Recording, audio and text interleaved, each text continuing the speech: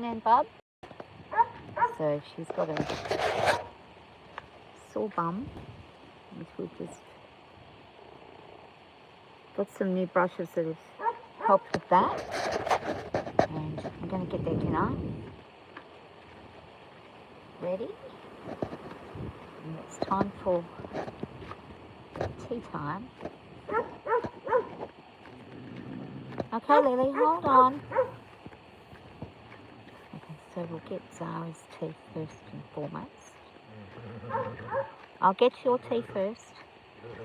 Yes, you're a very hungry girl.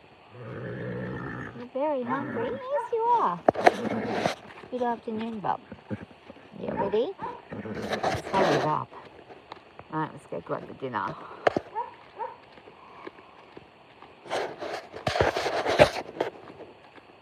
Henry's hungry too.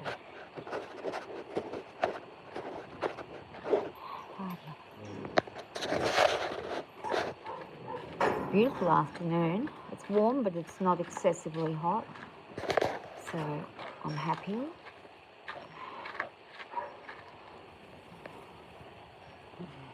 Henry's had, he's a little earlier too, so he's had a little bit slower. Don't need too much right now. So actually, for an old boy, he's maintaining everything really well. So he's like 32 this year, and he actually looks really good for his age. This young lady does not need anything. She'll try her hardest to get it. She doesn't need it. Hello, bub. Oh, can you let me pat you? The big bum. We should get the brushes and brush you. Hey? She says, what are you doing? What you doing, Ma? Ah, your bum. Your big cover. He's a good girl. Hey? Bunt. Bunt it. No. So well. Henry, watch out. It's going to be silly. Oh, she's a very good girl. She's a very good. She's a good girl. No, big licky licks. Lickety lick, licky lick. Oh, she look at the scratch spot. Sweet, sweet, sweet spot. There's another one here. Another one of the favourite spots there. Yeah, you like that? Okay. She doesn't need anything. She's overweight. Overweight. I'll tell you what though, I'm going through hay like crazy. Rightio, let's grab. It's such a lovely afternoon to be outside with the horses. It really is. I'm even thinking about grabbing the guitar and sitting out with them and doing some playing. I'm very lucky. I've got a really good hay person that's lovely family of people that I get my hay from that are they just have good quality. It's perfect for my guys. It's not overly good. It's not too sweet or too great. It's perfect for my horses. Getting attacked by a wasp. Well, sorry about that. I really don't like wasps. If they sting me, I get a bit yuck. I can have bad reactions to them, so just got to be careful. All right, lovely, back up, love. Back up, lovely. Back you go. You're going to stay back? I've got to climb through. You're going to hop back? Thank you, my darling. She's like, yeah. Yes. Back. Back we go. Good girl. I'm just going to pop this into her bowl. And this is a little bit more. It looks like it's a lot, but it's actually, these are very lightweight. It goes by weight with her. It's what she's got weight-wise. I like to break it up a little bit for her so she doesn't pull it out, because otherwise she pulls it everywhere. She feels good, the Savo, anyway. Good girl. Good girl. Oh. Good, gotcha. So she'll enjoy.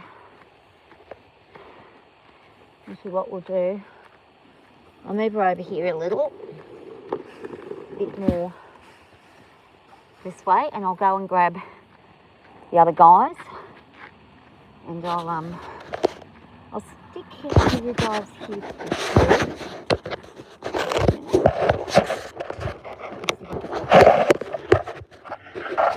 Sure, hang on. Let's sit down here. That way. Watch her.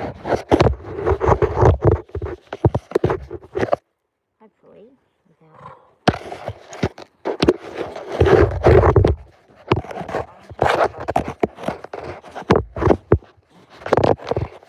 Hang on, we'll pop it down here. Rightio. Watch her eat teeth in a minute.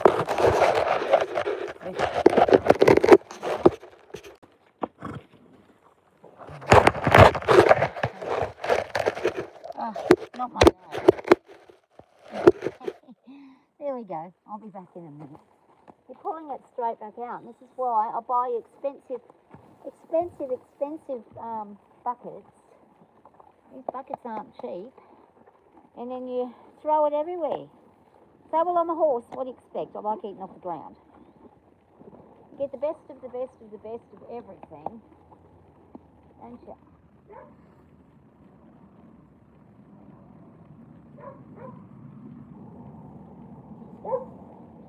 There you go. I'll be back in a minute.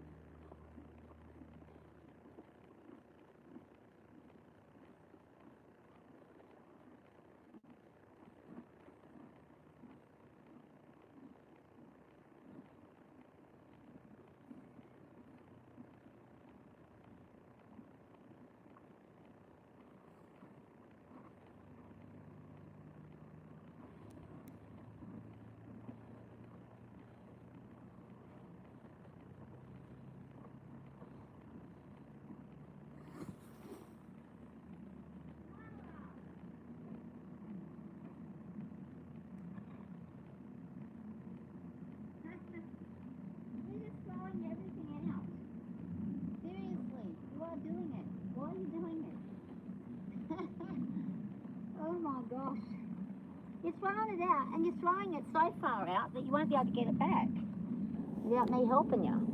All right. You want to move out of there? You want to go elsewhere? Want to move? Should we move? Move back a bit. Move back over here a bit. Maybe that's it. Probably wants more space. Just tossing stuff everywhere. Yeah. Oh, hello. Hi. 감사합니다. Hi. Drop bear prospecting. G'day, how you going? I'm forgetting what I'm here for. I'm here to give this to the horse. To the other horse. Alright, this one's a bit heavier. Hope everyone's having a good day. It's actually very beautiful this afternoon. Apart from the wasp nest up in the shed. A few wasps that are a bit crazy. Back it up there. Back. Back, both of you, back. Back. See if I'm going to get over the fence. Yeah. Hang on, buddy. Let's go where the shade is.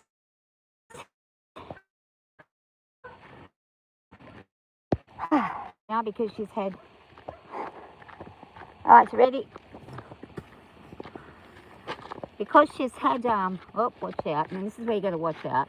You don't want to get between these two guys. As you can see the purple on her ass. So she's got a bit of like a saw there where she's rolled or rubbed her bum trying to put it back in. Because she's gone out in the back. We're waiting on the chiro to come in the next week or two. He's a very well demanded chiropractor. And he's that good with her. I don't want to use anybody but him. His name's Vernon and he's fantastic. He understands not only what's wrong with them, but he understands the psychology beneath their behaviours and attitudes. And he gets it. He gets it. Some horses are just certain ways and other horses are ways because of things that are going on. Some horses are, there's a reason for everything, but some horses are just nasty horses. There's nothing you can do. Other horses are nasty because they're in pain or they're unhappy or at the bottom of the pecking order. Just depends. And if you're smart enough to know how to read them, you can figure out what's what. You can know the difference between a horse that's unhappy because it's got pain or a horse that's unhappy because of its situation in the herd, or just an all-round unhappy individual because it's just the way that they're made. Like people. You get people, it doesn't matter what you do, they'll be unhappy. Then you get people who are only unhappy if they're in a bad way. So, they're no different from us. Reading them can be a little bit different because they don't show pain the way that we do. They can actually hide it and mask it very well. But when you get in there every day with them and you know them, like the back of your hand, you get to know it. But to have a chiropractor who knows them without seeing them very often is really beneficial and well worth the wait. And she actually likes him. He's one of the very few people she likes coming at her. She gets funny with people doing certain things with her, like the vet and stuff. She's had a couple of scrapes in the past and isn't always a big fan of the vet, but she's okay. It is a nice spot, yeah. Nice right now. Standing in the shade's lovely. So you're in Australia, Drop Bear?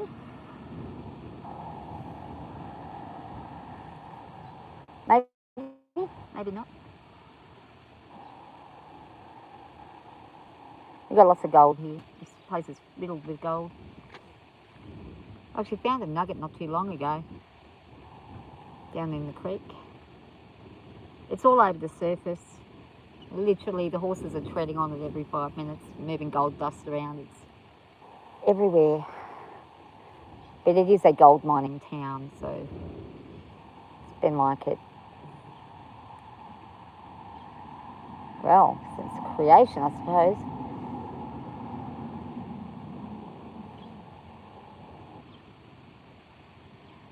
Every now and again I have a bit of a go at panning and pull some stuff up. Oh, Brisbane. Oh, yeah. Yeah, the history of gold mining towns is brilliant. I'm very blessed because the property that I have runs along an entire creek line. It's not a huge property, but we've got a long, very long, big long section that goes along the creek. So we've got quite a few bends in that section, so there's lots of places to look. And we've also got where the town was. So we find a lot of relics here from, back in the day. Early 1800s. I think the school was put in around 1830 here. So this place was built in the 1890s. This actual house itself, well, it wasn't built in the 1890s. It was turned into a house in the 1890s. This was here when the gold rush was happening, but it was only a little cottage and it was stacked in amongst a whole. So now it's been, you can probably see it from here. Now it's been extended upon, so there's a lot more rooms and things, but it was a little tiny cottage made out of ironbark. And ironbark is if you want to build something that will last you 600 or 700 years, use ironbark gum, because you will last. It will last you. Nothing can get through it. Termites won't touch it. If you see any trees around here that have termites in them, they will not be ironbark gum trees. They'll be a different species. The ironbarks, nothing touches them. They are literally one of the strongest woods you'll find, and everything that was made out here back in the day that was made of ironbark is still standing, except for where they sold off their little digging plots and turned into lots of land when the town actually moved further away. When the railway got put in, it moved about 1.5 kilometres on the other side of that hill over there. So now town is on the other side, but town used to be here on either side of the creek, the creek is right there. Oh yeah, yeah. There's some, you find some crazy stuff too. I found convict irons here. I found a convict neck iron that they would have put around the convicts, and they were going to transport them. I have found coins, not very valuable, but you know, coins that from back in the day, English, British coins that were over here. I have found arrows, which were obviously indigenous, or, well, I'm assuming they're indigenous. Either they're indigenous or they're from before Australia split off from Pangea and it was caveman time. But, well, really, indigenous people are cavemen, so they're still from that era. They just lasted into the modern era for a lot longer, doing the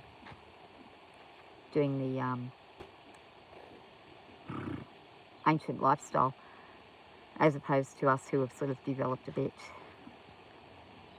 longer as far as civilization goes. But yeah, there's some really interesting things that you find. I found diamond. I found a rough diamond. I haven't found any opal or anything like that. I don't think I would find opal here. I think opal would be, I think there is opal, but not right where I am. Oh yeah. We find that blue, you know, the old, really old, very highly sought after Chinese blue patterns they used to put on their vases and their bowls and things. We find a lot of that here. A lot of the ancient blue, you know, 200-year-old Chinese cutlery and crockery. Well, not cutlery, but crockery. We find that everywhere. That's like everywhere here. It's like when the Chinese left, maybe they went back to China, I don't know, but they left all their pottery here and smashed it to smithereens and put it down, and then it got covered over with whatever over the years. And there's tons of it. It comes up every now and again. I can probably find some as I'm wandering around here. I find it every couple of days. I'll see a bit of blue sticking up and I'll be like, oh yeah, there we go, got some Chinese pottery. Actually, down the back end, I found a bone that looks like a dinosaur bone. Oh, it wouldn't surprise me if it is. It's like a huge thing. It'd have to be off a massive, massive cow or something bigger than a cow, but it's off something huge. I think it's actually not a cow because of the tallness of the leg. I think it must be something else. Could be a giant draft horse bone or something like that, but the layer it's in looks like it's pre-white settlement, so who knows. I'd love to get an archaeologist to come out and do a bit of a hunt around here and see what they think. I love rocks and stuff. I'm constantly looking at the ground, looking at rocks and things, just trying to see if I can find anything. We get a lot of those, what are they called? You know those little round shells that are fossils? We get them. Those seashells that are fossils, and they look like a little round centipede turned into a big circle. We get them everywhere. They're all over the place. They're right through the land. So there's a lot of fossils here, so it wouldn't surprise me if there were dinosaur bones not too far under the ground. We also get a lot of volcanic ash that pops up here and there. There's no volcano right here. There's one about 70 or 80 k's away, so it is very likely that it spewed stuff and it got carried in, maybe in the wind, all this way, ash and stuff, and then coagulated here into some strange volcanic substances. It's not pumice though. It's more like a petrified ash, is what I would class it as. And it's like charcoal, but it's not charcoal. I've seen it before. It's definitely from a volcano. Now let's have a look at this leg of hers. Yeah, looking good. It's a little swollen this morning, but it looks like it's come back to normal now. That's good. She keeps getting in scrapes with everybody. If you look on that side. Yes, I'm just checking, and you're all right.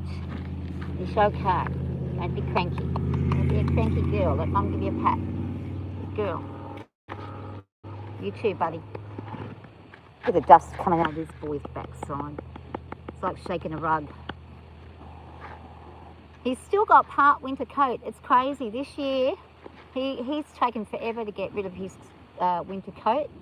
By the time he gets rid of it, it'll be summer. It'll be winter again. She's on her second coat, so she has a summer coat, a winter coat, and then she has this in-between coat. So the in-between coat is where she gets these greys and dapples, and she looks a bit like the universe. Hi Penelope, how you going? It is an amazing country. I love Australia. I love opals as well. I bought an opal on eBay that nobody noticed. I think I paid like $20 or something. About 30 bucks with postage to get it here. About 10 bucks postage. An opal ring. And then I had it looked into, and it's worth about $3,000. I knew it was a good one, but I didn't realise it would be, you know, worth that much. But it's just the reason it's worth so much is that it's the patterns that are inside. Like it's a blue. It's like a beautiful blue. It's like a really strange, not sky blue, but like a cross between a sky blue and a sapphire blue. And then in between it's got all these green flecks, but here and there's little red flecks through it as well. And apparently it's hard to find it with the red flecks through it. So I just picked a good one. But got in a few things that I didn't realise were worth an absolute fortune, and I just liked the look of them, and then later on I've found out they're worth a packet. It's weird like that. People never know. Unless you educate yourself, you don't really know what things are worth. People throw stuff away that other people would pay an arm and a leg for. But that's life. It's only worth what someone's willing to pay for it, really. Yeah, I almost bought an opal. I'm having a fantastic day. Penelope, are you having a good day? I hope so. Hope your day's wonderful, filled with beautiful weather and kind people. It's always nice when there's kind people.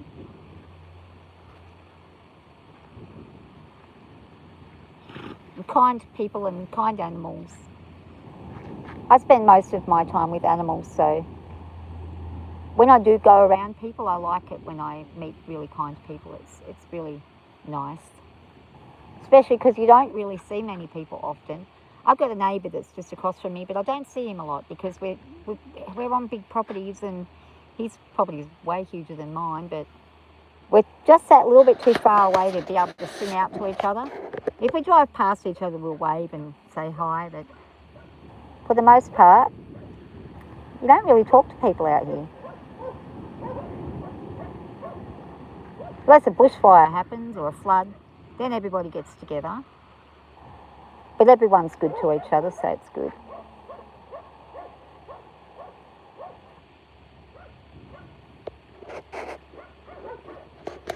You're getting snow.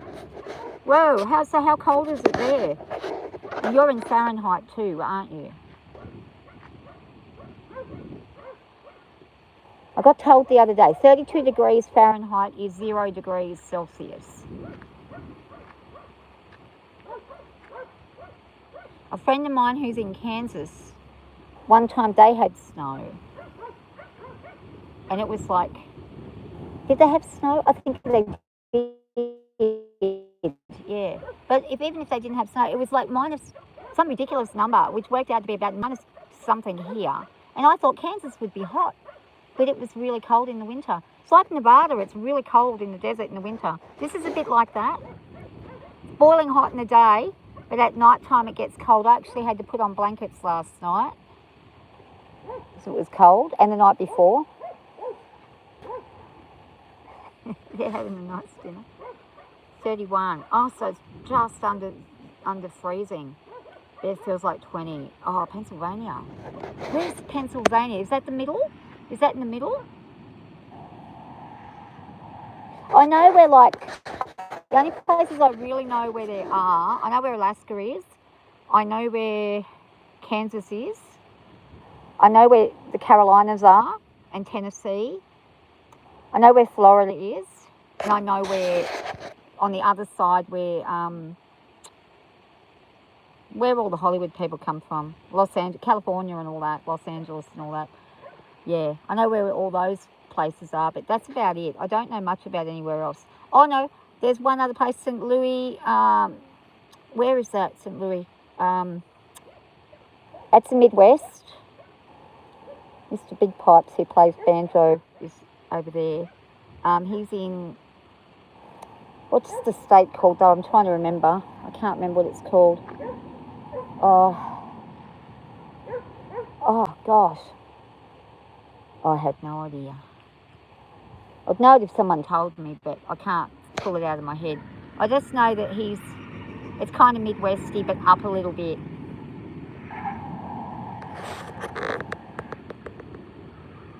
Northeastern and Mid-Atlantic regions. Ah. Okay.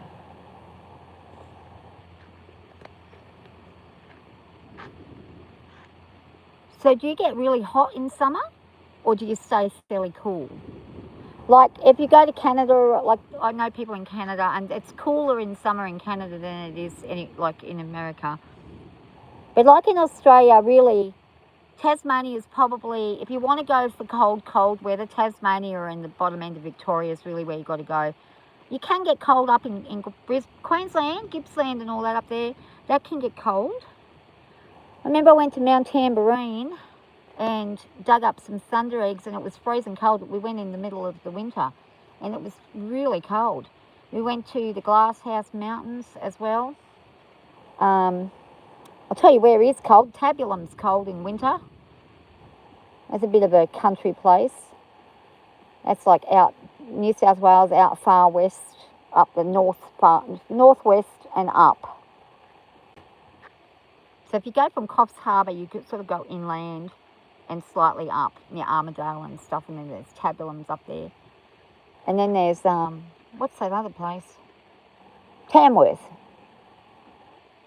I don't know how far Tamworth is. I should learn my own country. I should learn the state I'm in. I should learn even where... I've seen people advertising things for sale that I want, and I've looked at the name and gone, oh, I couldn't possibly know where that is. I don't bother because I'm too lazy. I don't check, and then I find out later on they were 10 minutes away, and I just didn't know that there was a suburb there. So, it goes to show. Drake. Oh. Thunderbird Park. That's it? Yes. And we took home the thunder eggs. My dad had a giant, I was about 15 when we did that. So we're talking 35 years ago, because I'm 50 now. We took a big sack each, because they gave you one big sack and you could fill up the entire sack. I think it was about $10 each to go into the park. And they give you a pick and a shovel and a sack, and then you return the sack and everything, but you get to keep the thunder eggs. And we had a big diamond tip saw on a table that we cut all the thunder eggs open. Most of them were unremarkable, just basic, but we did get one purple amethyst one.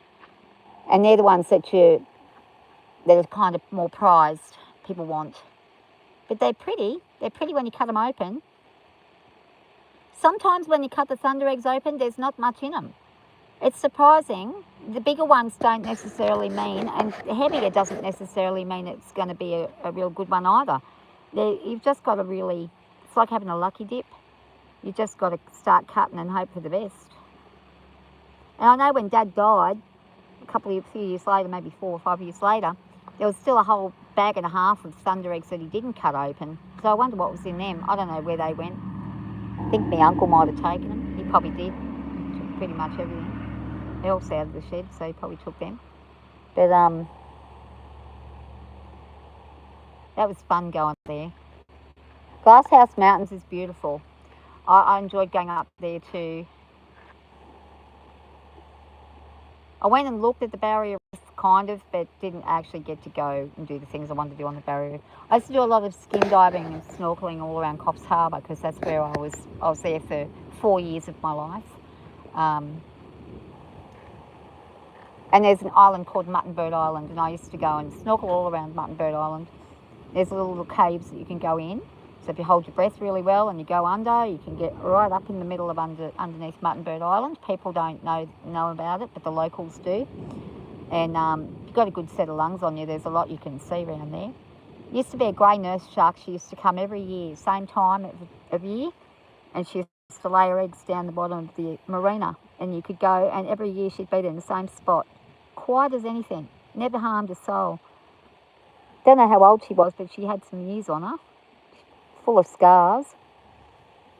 Those were the days when I wasn't scared of anything. I used to swim with sharks all the time. Wobbegongs, grey nurses.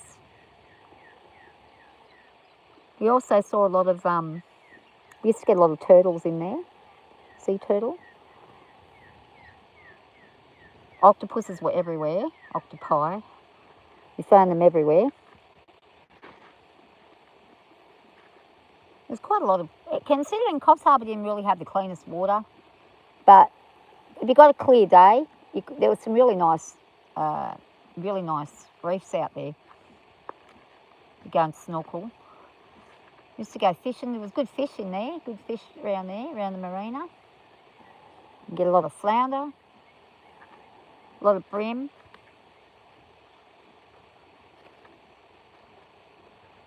I literally ate fish nearly every night.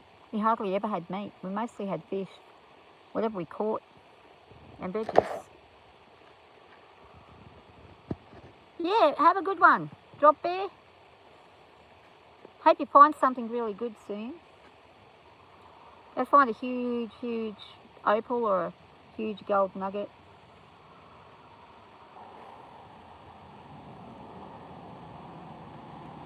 I must go and do some more panning. I haven't done it for a while. I should actually get the detector out and go and do some detecting and see what else I can find around at the moment, because now while there's nothing growing, it's a good time to do it. I think the creek is pretty much dry as a bone, so I'll get down there. What are you doing, lovely girl? Oh, so Mum. Just having a good breakfast, lunch and dinner. See, she's got such a pretty coat. Really looks a lot like the Milky Way. When she was younger, it used to be black underneath, really black colour, and then it would be, the white stood out like crazy, but she's gotten older, it's gone more grey. This side's actually got a few more solid white white spots. But she's a reverse spotted Appaloosa, so her base colour is dark and her top colour is white. So that's rarer than, the average Appaloosa always has a white base and the colours on top. So she's, and she's a roan as well, so she changes colour 3 to 4 times a year. Sometimes she goes almost purple. And she's very pretty when she goes to the purple colour. And then she goes almost black. Whereas Red Boy just stays red all the time. Oh, thank you. If you leave me a comment somewhere, I'll subscribe to yours. Have you got content on yours?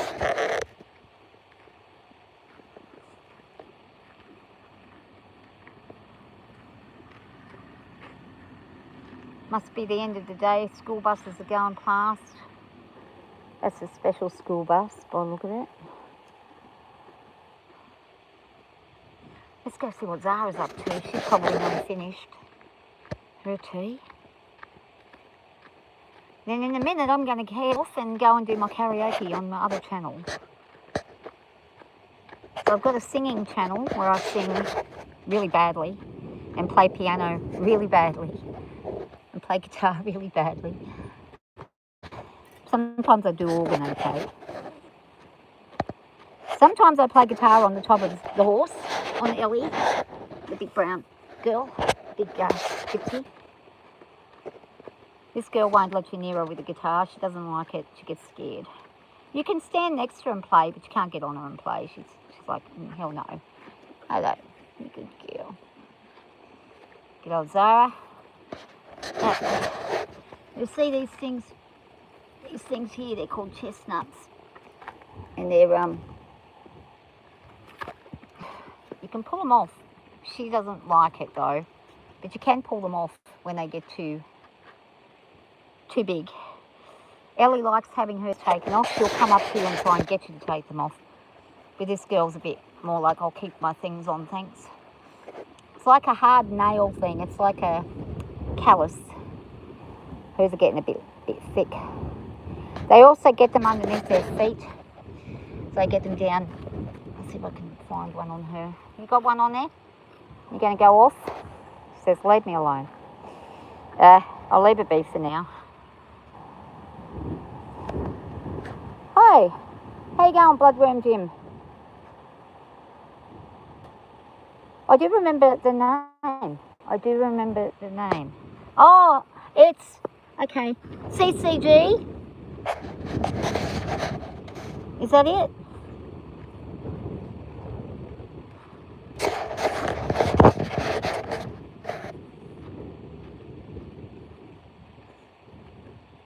Or who? I don't know. Is it just you as Bloodworm Jim, or are you somebody else I know it's under a different name that's coming in as Bloodworm Jim? Stretch, there we go.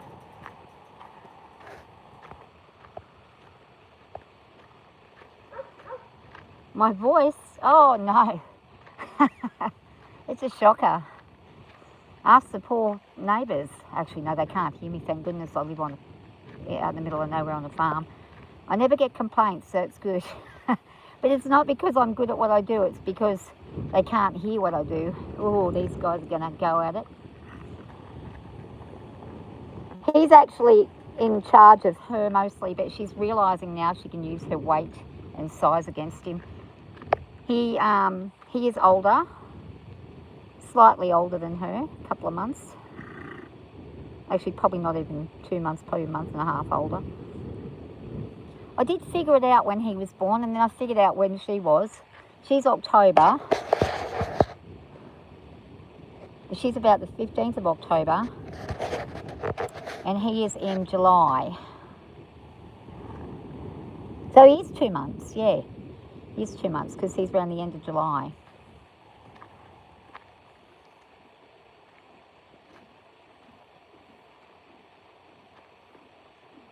And I got him in May.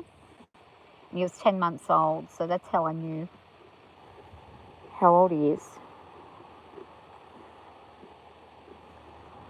So they're both 5, both the same age, but he's just slightly older.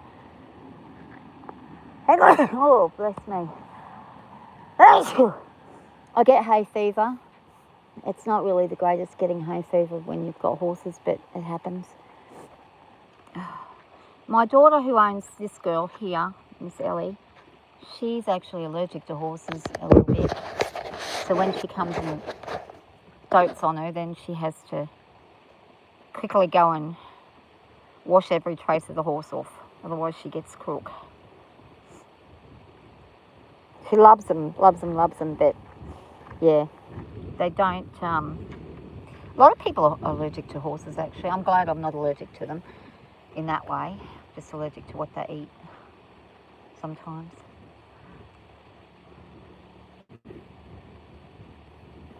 Hi, Beard. Oh, you're that Penelope. Now it's registering with me. Ah, yeah. I'm thinking, I totally forgot. Sorry, and it's not because it's not Beard. It's because I've had a stroke and my short-term memory is terrible, so I don't remember things. It can take me a while to click.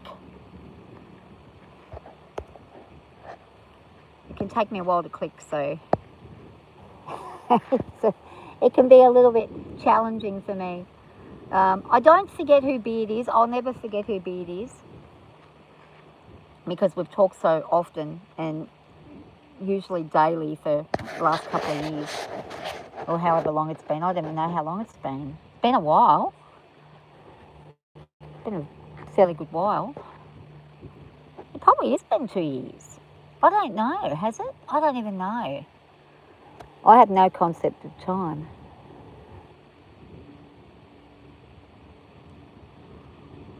Oh, it's your horses only because we are all not always around them. Maybe.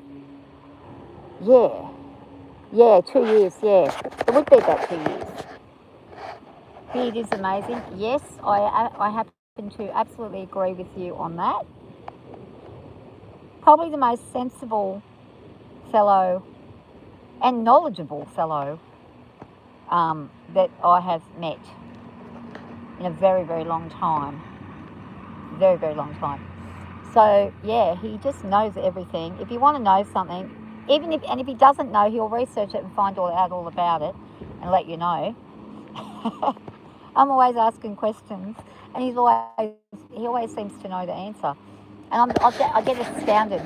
I used to do a panel every now and again, and we used to talk about crazy stuff because I get bamboozled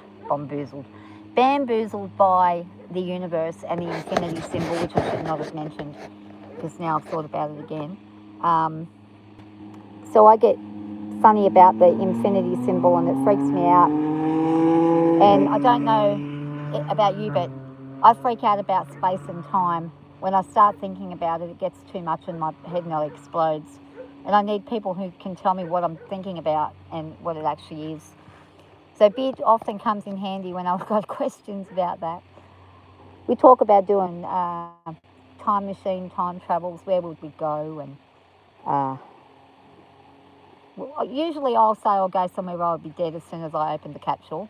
And you'll go, yeah, you'll get there and then you'll be dead. Like, reminds me, I'm not going to survive that one.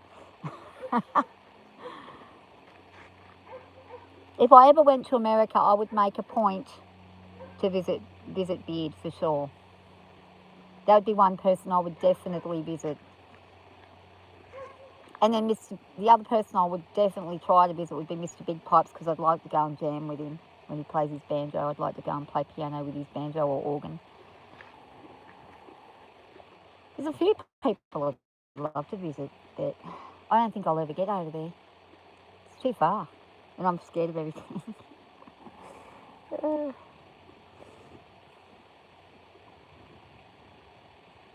Yeah, you are complicated. Yeah, you are complicated too, but it's not in a bad way though. It's a good way. It's an interesting complication. It's not like this person's just too complicated or too out there. You have eccentricity, but you also know how to operate your eccentricity in the world without it being a problem for other people, which is not always easy to do. People are funny with eccentric people. I'm a bit eccentric with what I do here. I am known in this place where I live as the horse girl that wanders along the road. And everybody knows that I do horses, but that's all they know. They don't know anything else about me. They don't know anything much at all. But then they discovered, because we had a festival, and then I did some singing at the festival, and then they discovered that me and the girls sing. Then they discovered I could play piano and stuff, and then so that was all. That it took them 9 years to figure that out. And they're like, I didn't know, and I was like, well, you wouldn't. I don't usually run around the post office with a piano or a guitar. So it's amazing what you don't know about people, hey? Like, you can know people for years, and people I've known for like 30 years, 40 years, 50 years even. I've got she was my best friend when I was young. She had no idea that I play instruments at all. She said to me, "You play guitar and piano?" I said, "Yeah, a little bit." And she was like, "I had no idea. None." And she was really shocked. She said, "I wouldn't peg you as that." She goes, "You're a horse girl." And I'm like, "Yeah, but you can do other things." But, and I love building. That's another thing. I love building and making stuff. I love Lego. If I could get put in a room full of Lego, I actually got thrown out of the Lego place at Penrith. Down in Penrith, there's a Lego shop. It's so expensive too. It's like $800 for a small Lego kit. It's like crazy. It's enough to buy a car. But I sat in there, my son. I went to see my son and my grandson, and my 2 daughters come with us. We all went in the Lego shop. I stayed in there for about 4 hours, and then in the end they said, "Are you going to buy anything?" I said, "No." And they said, "Well, get out." And I was like, I don't get into the city very often. I just wanted to have a turn to Lego. Like, and they're like, "Well, you need to buy something, otherwise you can't just sit here and play with Lego." And I was like, "Okay, I'll leave." And I got up and left. I thanked them for letting me play the Lego as long as I was allowed. I was a bit disappointed. But it kind of looks a bit strange when your grandkid is like going, "No, let's get out of here, I've had enough," and you're just begging to stay there and play Lego. He's like 5 and you're like 50. Actually, I would have been in my 40s back then. Would have been about 43. No, hang on, I'm 50 now. How old's he? No, he's only 6. I would have been 40. Hang on, 6 from 40, from 50, 44.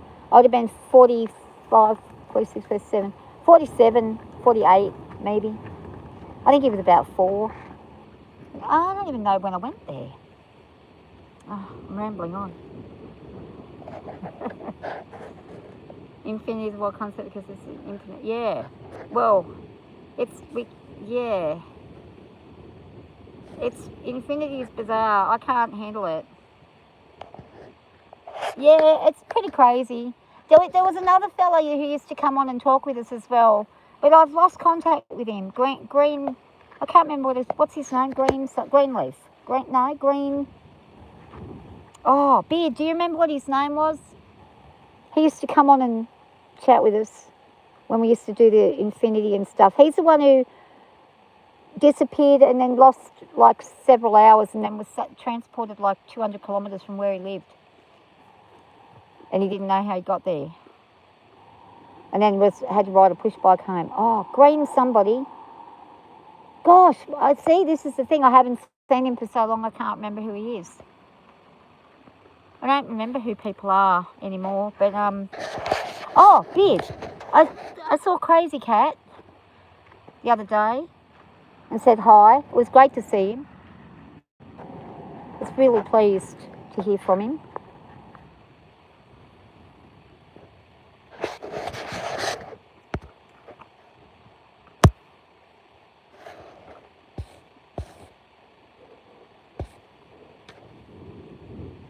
Room full of Legos, a dream of yours. Yeah, I love it. I always look around to see if there's Lego, secondhand Lego for sale, like the really old vintage Lego. But it's very expensive and people buy it straight away as soon as it comes up. It gets bought instantly. One day I like to go to a garage sale or an old farm sale and there'll be like 20 kilo tub of Lego and I'll get it for like $5. That's my dream. That's better than winning lotto.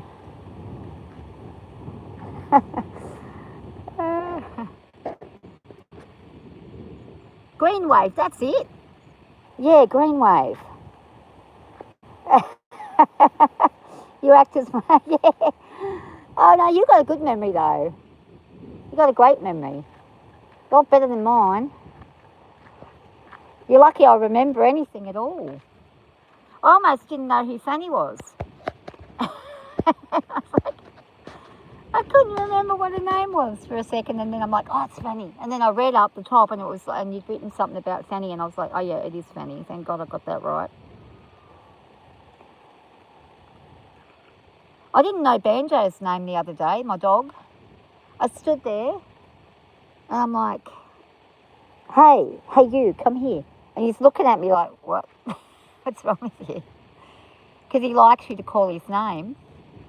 And I'm thinking, what the heck is his name? I couldn't remember. And then I had to actually go and ask Josh what his name was. And he said, it's Banjo. And I'm like, oh my God, it is Banjo. But I haven't had him that long, so it's still settling into the brain. But when I get into if I see people all the time, then it's fine. Or if I hear from them a lot, I'll remember them. I forgot my own son. He FaceTimed me and I said, who are you? That was not long after I had the stroke, actually. That was one of the indicators for how I found out I had the stroke, because I got sent to the neuro, but I didn't know who he was. And he's like, Mum, it's me. And I'm looking at him and I'm thinking, do I have a child? Then I remembered I had 5 kids. And I'm like, oh, shit.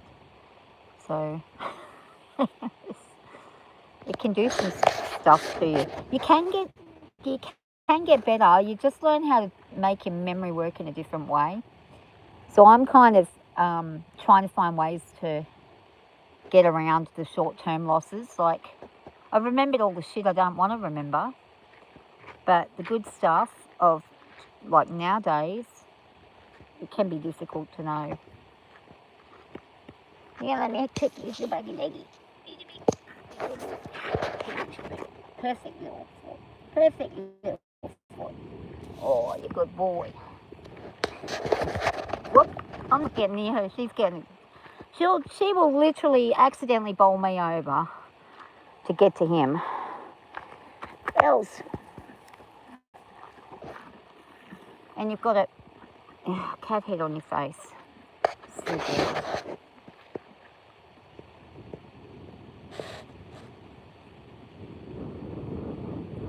You remember faces and not names. Yeah, I have trouble with face recognition.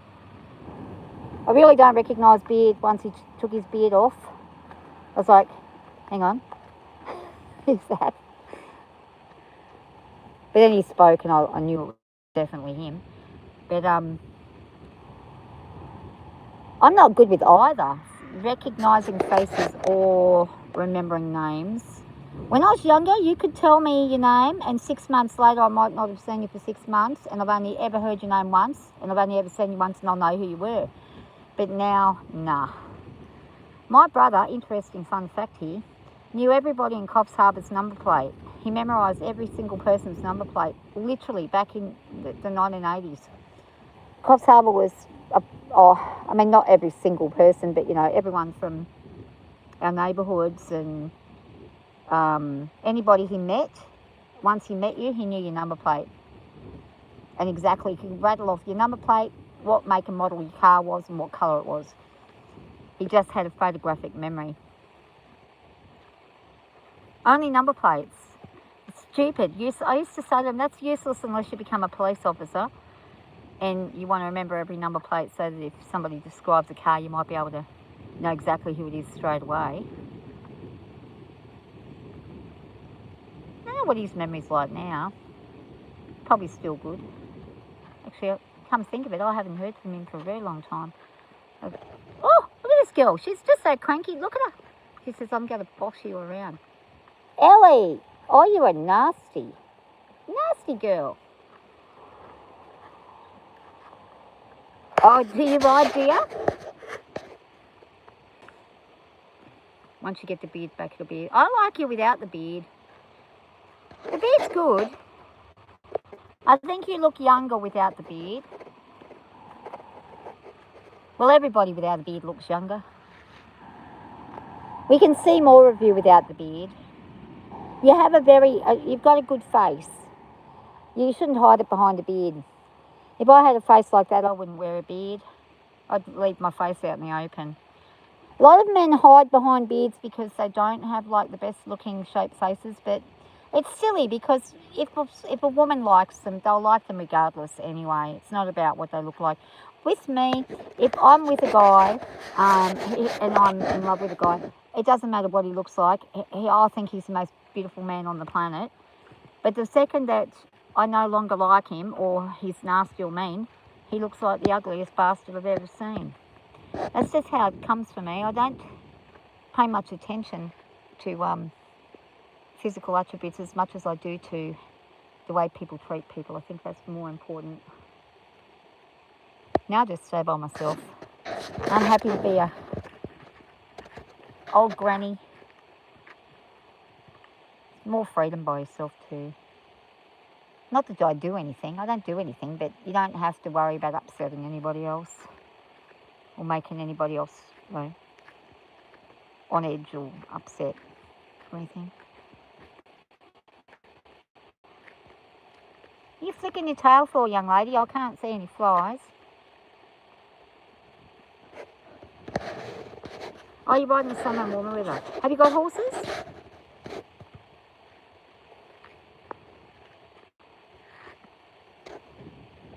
Oh, yeah. I like riding in the winter here because it's too hot in summer.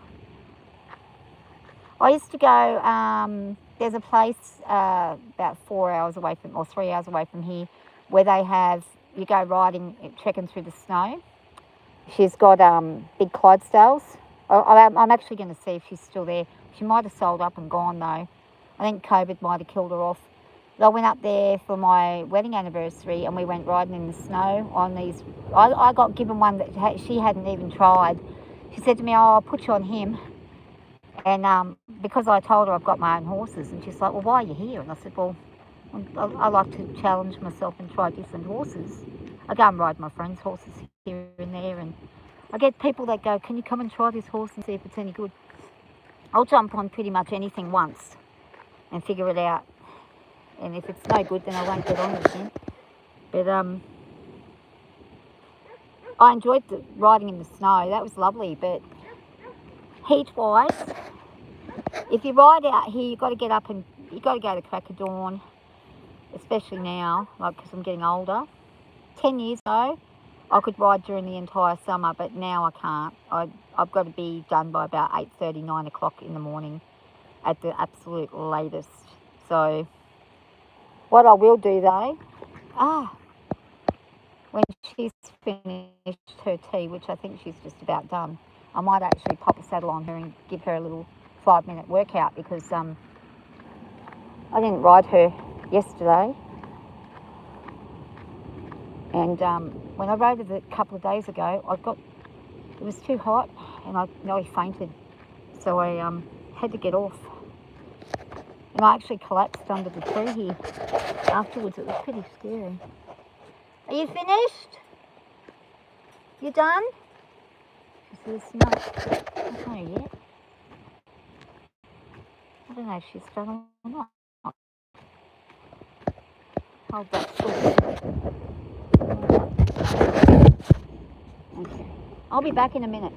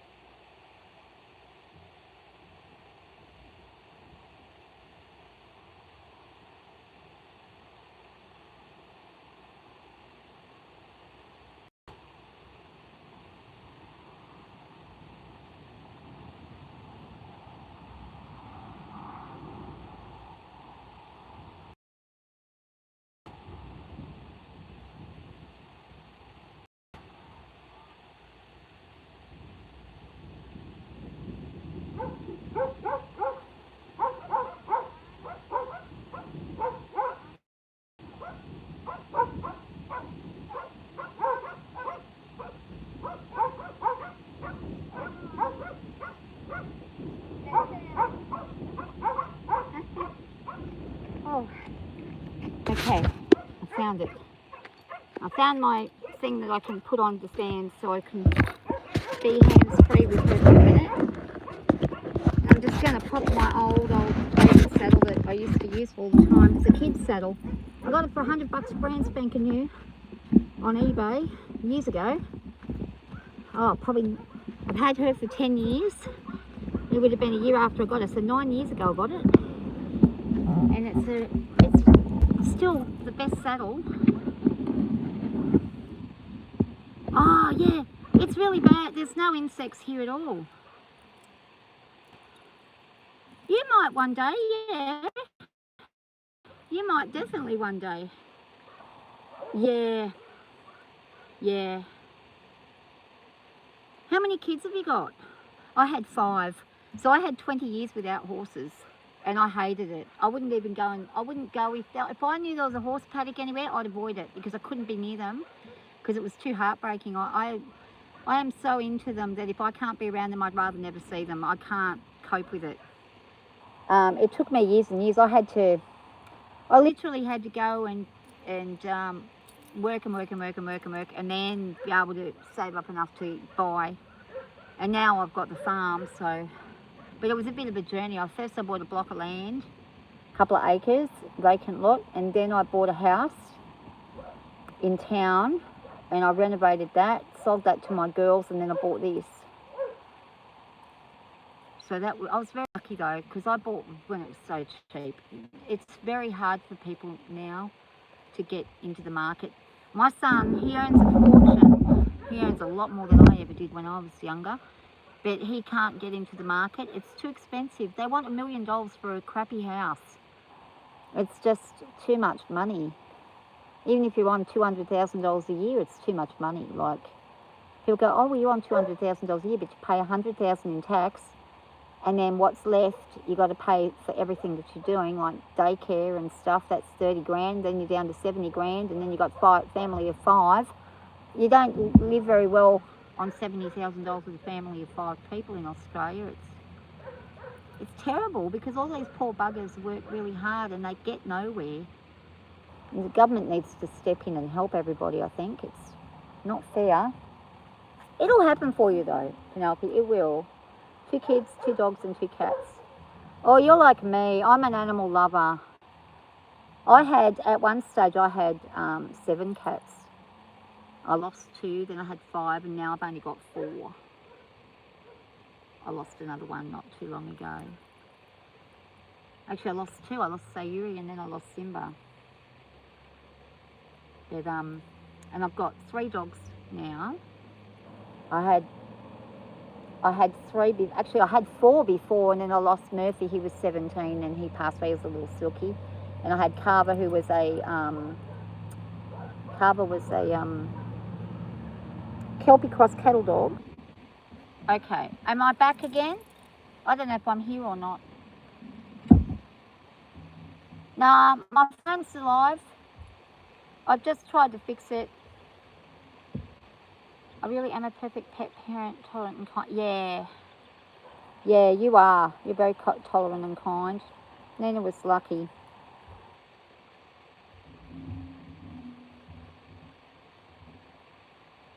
Yeah. That was so sad when she passed. That was really sad. I didn't know Nina for that long, but that was sad when she went. She was beautiful.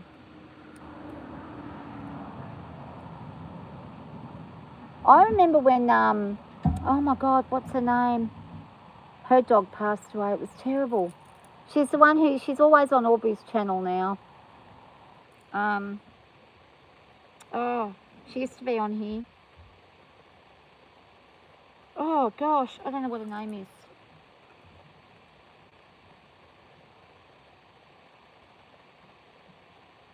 I can't remember. But her dog died and it was terrible. She lost 2 actually. And she had all the raccoons living in the house in Riff. Are you still there? It was the Australian internet. Yeah, it's because I moved around. Sorry about that. I'll be back in a sec.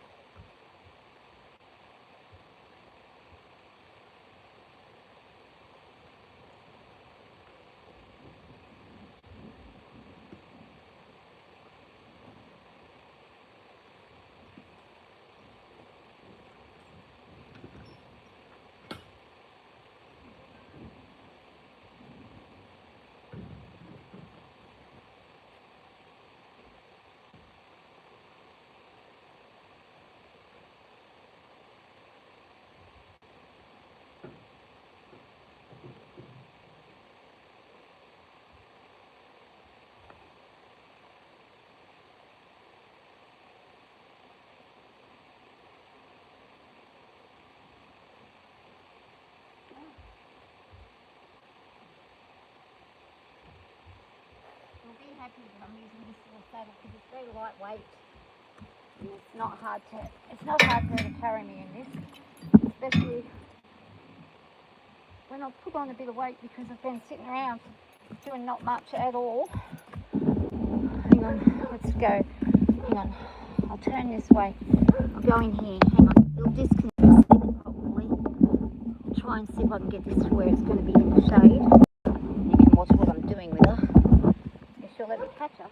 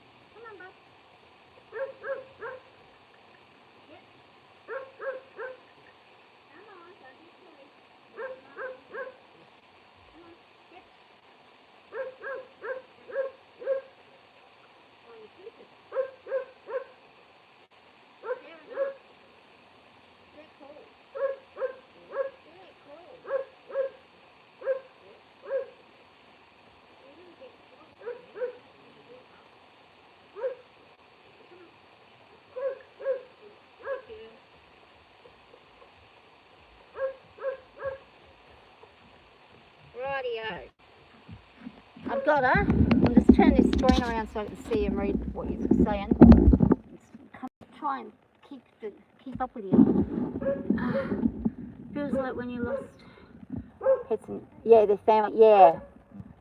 So I've never had anxiety until after I saw her forget. Yeah. I understand fully. I've had to put down quite a few over the years, and the worst one I had was my horse Jilly, because it didn't work properly. They were supposed to have sedated her, and then when they started putting the Green Dream in, she wasn't sedated, and she ran me over and fell on me. And I lied there with her for about 7 minutes, with her looking at me, with terror in her face, and I watched her die very slowly. And the lady who gave her the stuff, I found out afterwards that was her first time, and she was actually ready to drop a baby, and didn't get it in the vein. Lucky, my friend who is a retired vet who used to work for the zoo as an orangutan vet and a silverback gorilla vet, he was there and helped her get it in so we could actually help her go. She broke her leg. It was terrible. It's the worst thing I've ever dealt with. And then after that, every animal I've had to put to sleep has been easier because I saw that dread in Jilly's eye. Jilly's actually buried just over here on the other side of the yard.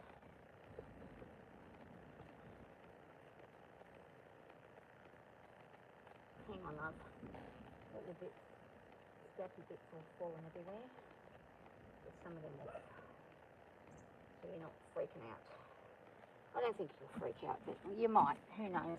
Let's just err on the side of caution.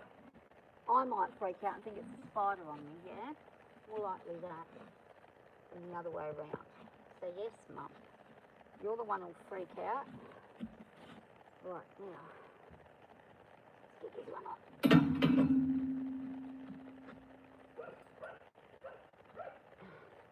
This little saddle weighs only about 4 kilos.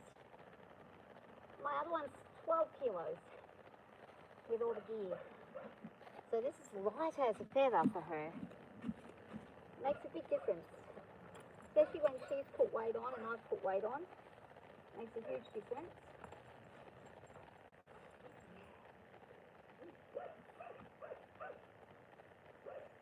Alright, love.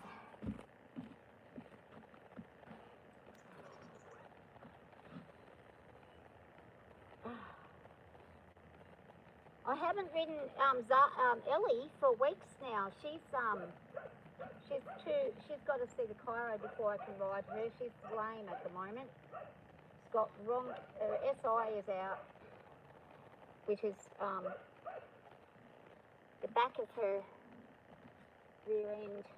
She's got her SI joint, and her back is also all over the place, and she's probably out in the pole as well. Plus, she's out in the front shoulder. So she's got a heap of work for the chiropractor to do.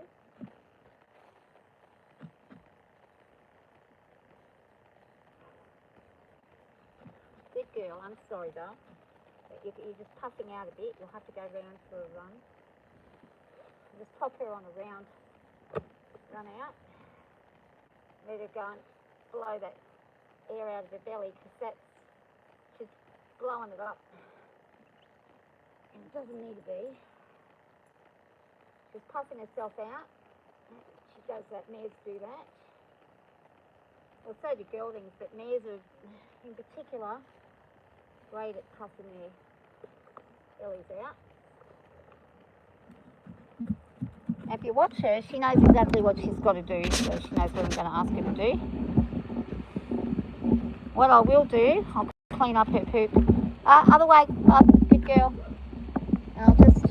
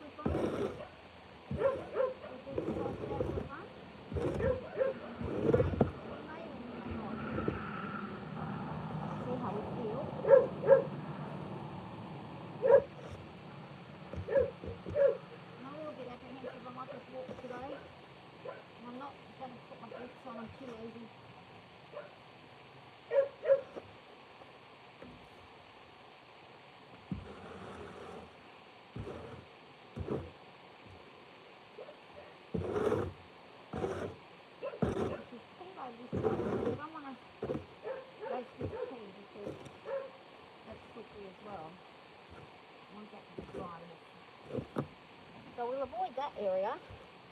Good girls, are they? Okay, lovely, hop. Get up. Come on,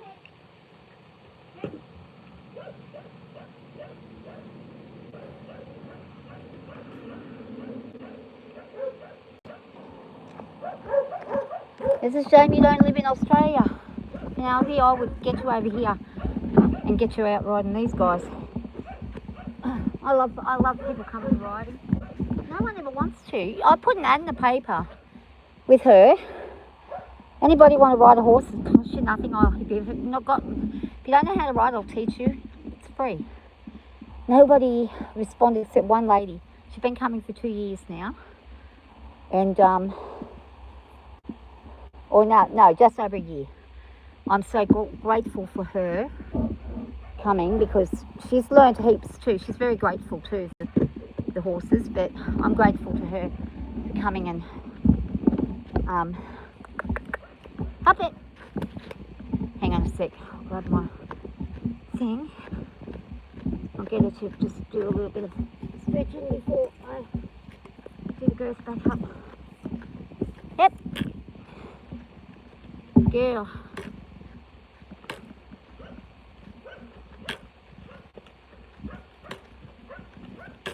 Yeah, you should move to Australia.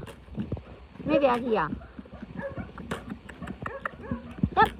You can live in my bus. You can live in there. That bus is fully equipped. You probably need a bus and a couple of caravans. Plenty of room. Yes.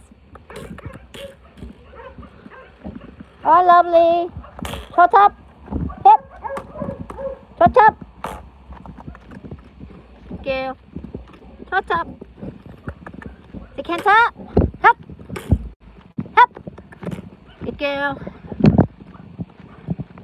And face in. Come in. Turn in. Turn in. Good girl. Good job. Over here. Hook up. Hook up. Come on. Hey. Hook. Come on. Good girl. And stand. Good girl. Great job there. So now she's got plenty of space in her belly there. You'll be able to see it. Plenty of space there. Now that's like another several inches longer than what it was. So she puffs herself right out.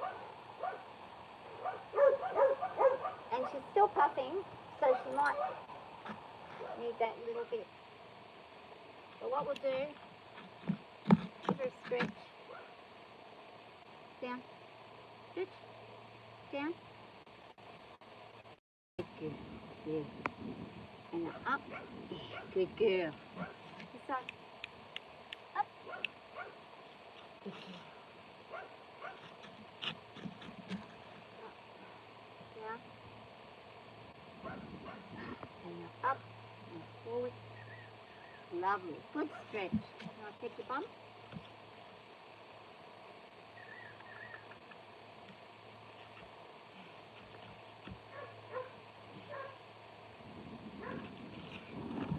All right. Other side. Yep. Come on.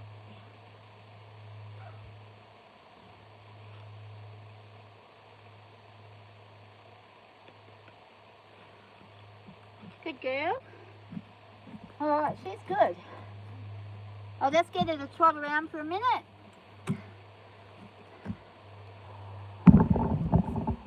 Big spiders. We got huntsmans, but they will bite you. I've been bitten, but they won't kill you. The redbacks aren't very big. I bet. Yes. Come on. Yep. Yep. Wake up. Yes. Yep. Yep. Yep. It says I'm lazy.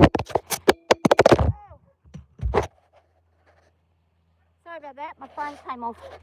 I don't know how that. Lost myself there. At the moment, don't have a very good holder, so it does tend to be a little bit of a bugger. What I'll do, I'll pop everyone over here in the shade so it doesn't overheat. Turn it around this way so we can see her, and I'll try and stay in alignment with that and the thing here. I won't be on for long. Oh, I better get my helmet. Hang on. Helmet, important. Don't get on without a helmet. Even if you don't have shoes, it's alright. Don't not do it. Where's that helmet? You don't do it.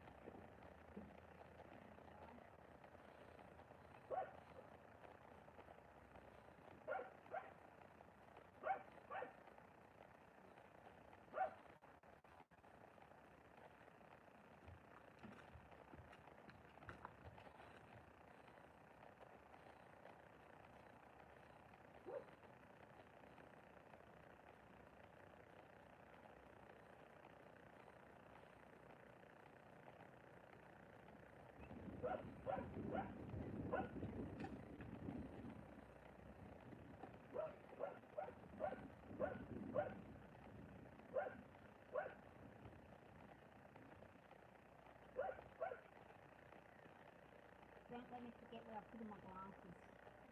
I put my glasses over here. Don't let me forget, they're just up. Actually, no, I'll just put them here. Right there, under there, so I don't forget where they're at. Alright. I'll take my thongs off. We call flip-flops thongs in Australia. It's weird for you guys, but we think it's weird that thong is a underwear. think that's weird. We call them G-strings over here.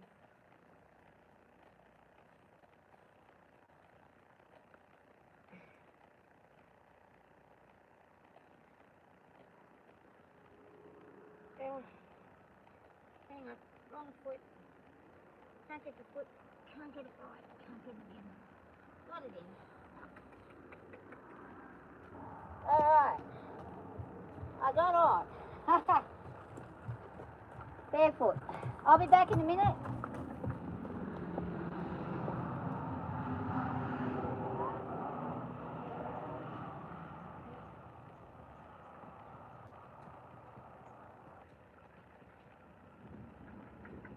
Yes. Don't be naughty. Not sit shot it. Sit shot it. Aye. Yeah. In the mood.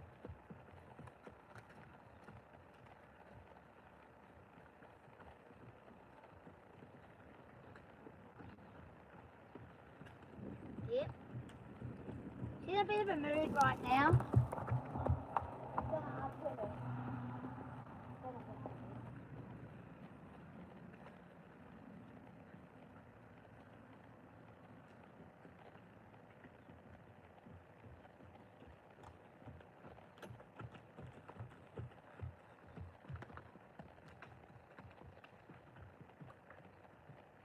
It's out.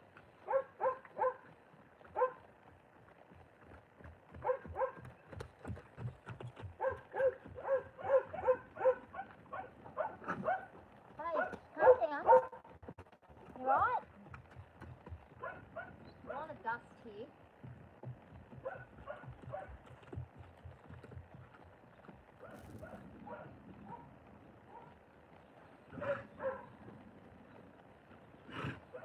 Yeah. Whew. In a bad mood.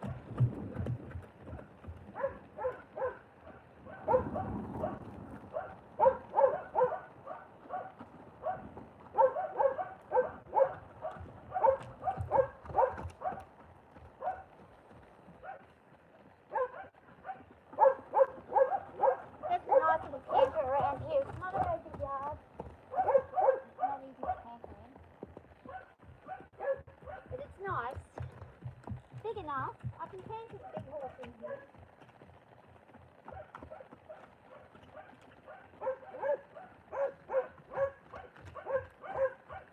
Yeah, well.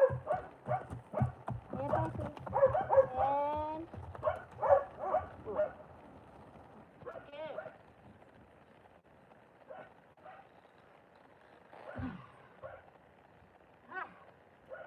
I'm worn out already. That's me done for the day. She'll be pleased. I keep doing things I know are dangerous with these horses.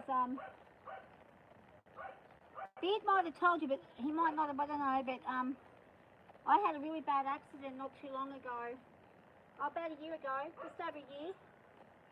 A year and a few months, a couple of months. It was last October, I think it was, the 7th. I had a bad accident, come off belly. She was stung by a big wasp bee thing, fly thing, I don't know what it was huge. And it bit her while I was on her, stung her, and she did a bolt and I got thrown off. Well, I tried to jump off, but as I tried to jump off, I dropped my reins, big mistake, and she dropped her head and bucked. I got flung at full speed, full gallop, straight into the fence, which was no good. Good girl. Yeah.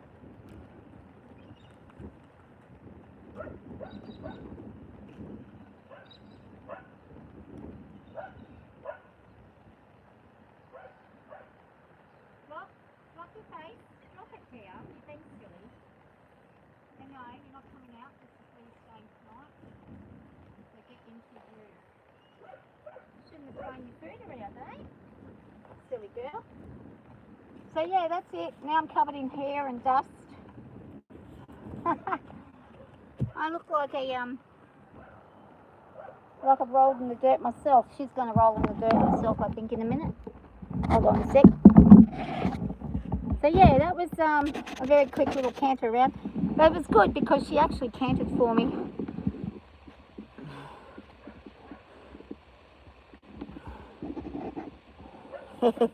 You're protected from the spiders, yeah. What about the brown snakes though? That's what you gotta watch out for. There's the brown snakes, red belly blacks. We get all those here. Eastern browns, king browns. One bite, and you got literally an hour maximum. If it bites you more than once, you're dead in probably 10 minutes. You don't have time to get anywhere. Antivenom's $3,000 for a vial, and then you've got to know how to administer it. So even if you've got antivenom there, you need somebody medically versed in it to administer it in the correct dosage, or it'll kill you. So there's a lot to it. You just got to just avoid them and just not get bit. Be respectful of all nature. But it's the same in the United States. There's areas there that have got some pretty deadly things. You've got bears, you've got mountain lions, you've got rattlesnakes, you've got those viper things, what are they called? Oh, inland taipans or something? I don't know. Australia's got like seven of the deadliest snakes in the world are in Australia. The inland taipan in Australia is really bad, but Eastern brown is what we have to watch out for all the time. Alright, I'm gonna get out of here. I wonder if I should let her out for the evening. The only problem is if I let her out for the evening, then I'm going to hear hooves thundering around all night, and I'm going to wake up every 5 minutes worrying about her. Plus, she probably needs to not have any more food today because she's going to founder if she does. Are you going to have a roll? She's going to have a roll? I don't know. She might. She might have a roll.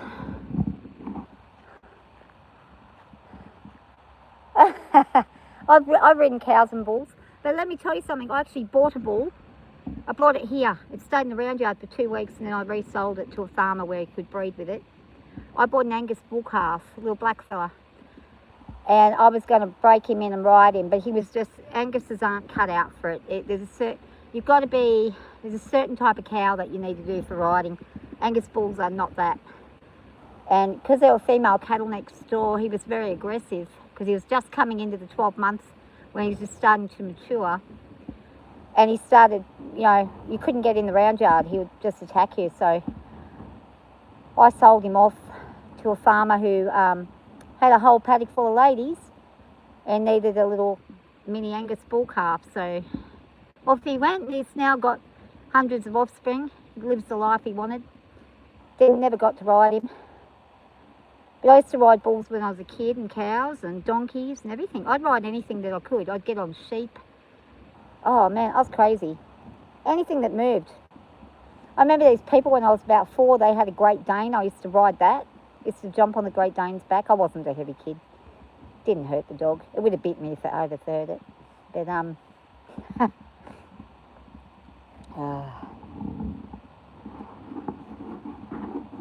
it's silly at 36 to not seen a while. Especially because you do a lot of hiking. I think you will see one. I just hope that when you do see one, it's not a deadly one. You're not supposed to move with the Australian brown snakes. You're supposed to stand deadly still. I do the opposite. I take one look and run, screaming like a banshee, which is exactly what will trigger the snake to strike you. I've been lucky though. I've never been bitten. I've gone literally within 1 to 2 centimetres 2 times, and then 1 inch, 1 to 2 inches a third time not long ago. I almost trod on one, and it was sunbathing, and I put my foot down, and then I saw this thing flick, and it was its tongue, and I looked down and I thought, please don't be a snake, and it was an Eastern brown, and it was a big bugger. It's probably 1.5 meters, nearly 2 meters long. So it'd been about 10-year-old.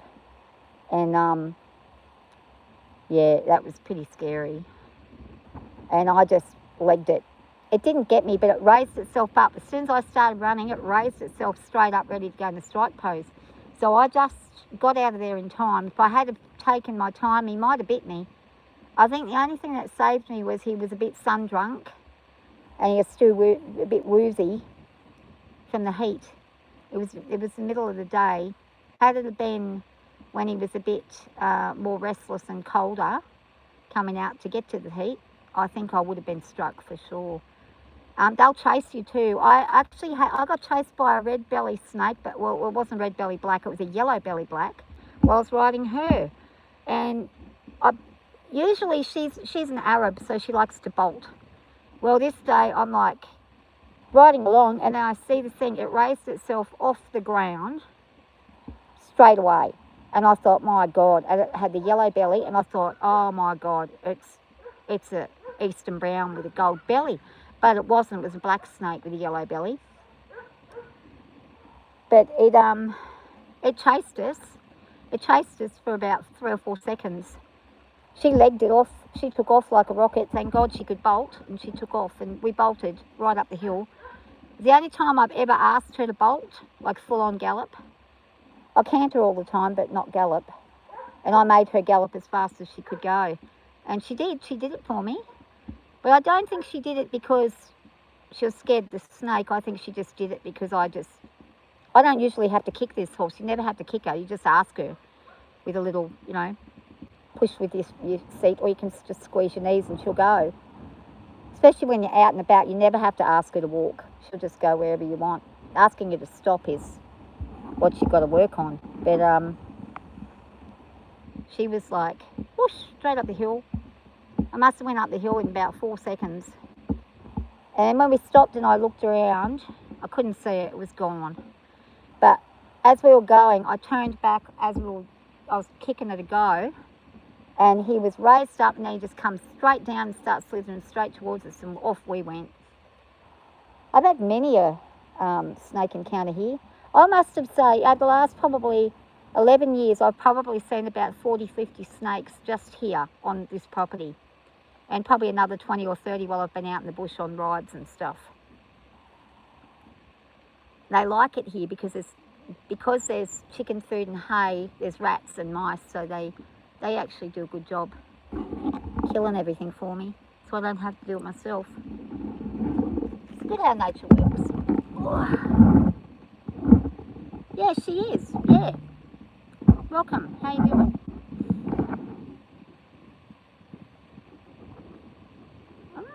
You might though, Beard. You might see a rattlesnake.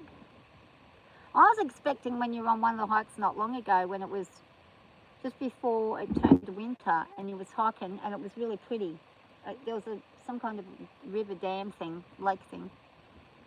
I remember because you bought, what was it, like tacos? I think it was tacos. You went and bought 2 tacos, and you took Fanny, and you had your tacos, and then you went on a hike. I was expecting to see a snake then. I thought, this looks like a swampy environment. There would have to be a snake here, but no such luck. Penelope, are you guys, are you close? Are you close by? Are you in Kansas? I think you told me where you are. Hang on, did you say, no, that wasn't you. That was someone else who was in Pennsylvania. I'll be back in a sec. I'm just going to put the saddle away before I pass out. It's getting hot now.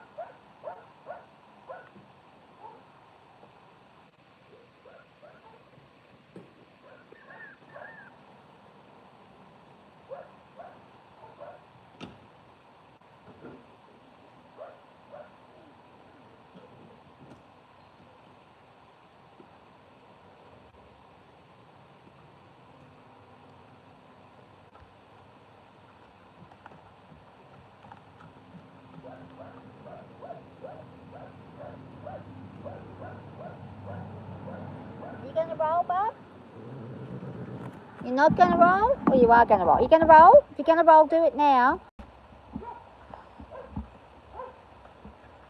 Oh, you are in Pennsylvania. I thought I was talking to someone else who was in Pennsylvania. Oh, yeah, it was you. So how far is that from Kansas? Is that like a long way? That would be a few hours away, would it? At least you're in the same country, though. That's a good thing. As long as you're in the same country, it's doable. I married a guy from America many, many years ago, before the internet was anything like it is now.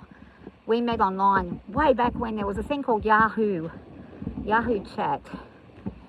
And I met him 20 years ago, just about. And 2 years after we met, he moved over to Australia. And he's been here ever since. He still lives here. We bought the houses and farms and things and stuff. He's from North Carolina. But anything's possible. Anything's possible if you love somebody. You can make things happen that otherwise maybe wouldn't. Hold on, I'll just check on. Where's the fire? What's she doing? Oh.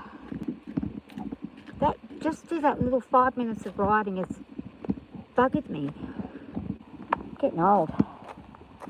Hold on. Fire! Fire, love! Fire! Fire! This is the other paddock with the other horses. It goes all the way, right back. All the way back to those trees right at the back.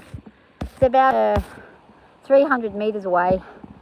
And there's a big creek that runs all the way through.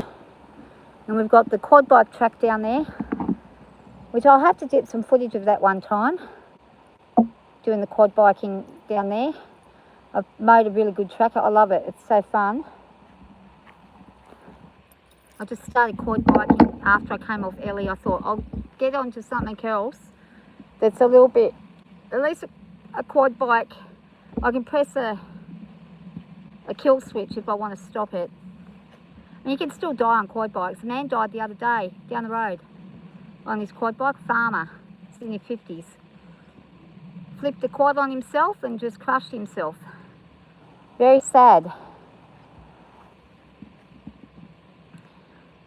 He was there for a few hours before anybody found him, apparently. But yeah, he passed away. He's a local. So it can happen. But I love quad bike riding and I like doing donuts and stuff. I'm a bit of a danger person, considering I've got severe anxiety. I do have a bit of a dangerous side that I like to explore here and there. Oh, I better bring these guys in. You ready to come in? Is he a Max? This is their cat house. They've got a cat palace outside. It's massive. That's how much I love my animals. They have the best of everything if I can give it to them. And it didn't cost much. I think I paid $300 for the old carport. And it cost me probably all up about $800, $900 for everything. All the wire mesh, all the wood, everything. So it's pretty cheap. They love it. It's great in summer, it's great in winter. It just gives them an outlet without them getting in trouble. Mackie? Mac, hop in. Hop in, everything. Mac. Here you go. Good girl. Good girl, baby girl. Fizzle, you're going to have some grass. Oh, you're such a good boy. Bring them in. You guys should at least come for a holiday. At least come for a holiday. You know, come for a holiday one time. Stay for a month. Stay in the bus. You love the bus. I've just got to fix it a bit first. Make it look actually nice and habitable. Oh.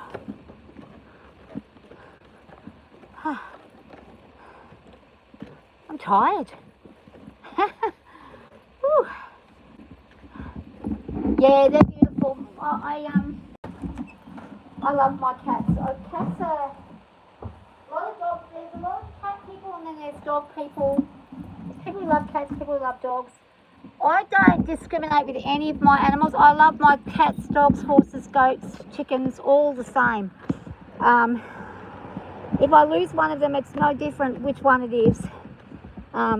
The grief is the same, and it lasts a very long time. I recently actually lost my favourite rooster, Friesel, who was my breeding rooster. He was an adoption. I had him for nearly 8 years, and he was about 13, which is a very long life for a small rooster too. He wasn't a big one. I'll be back. I'm just going to grab Mama Cat. Mama! Mama, come on up.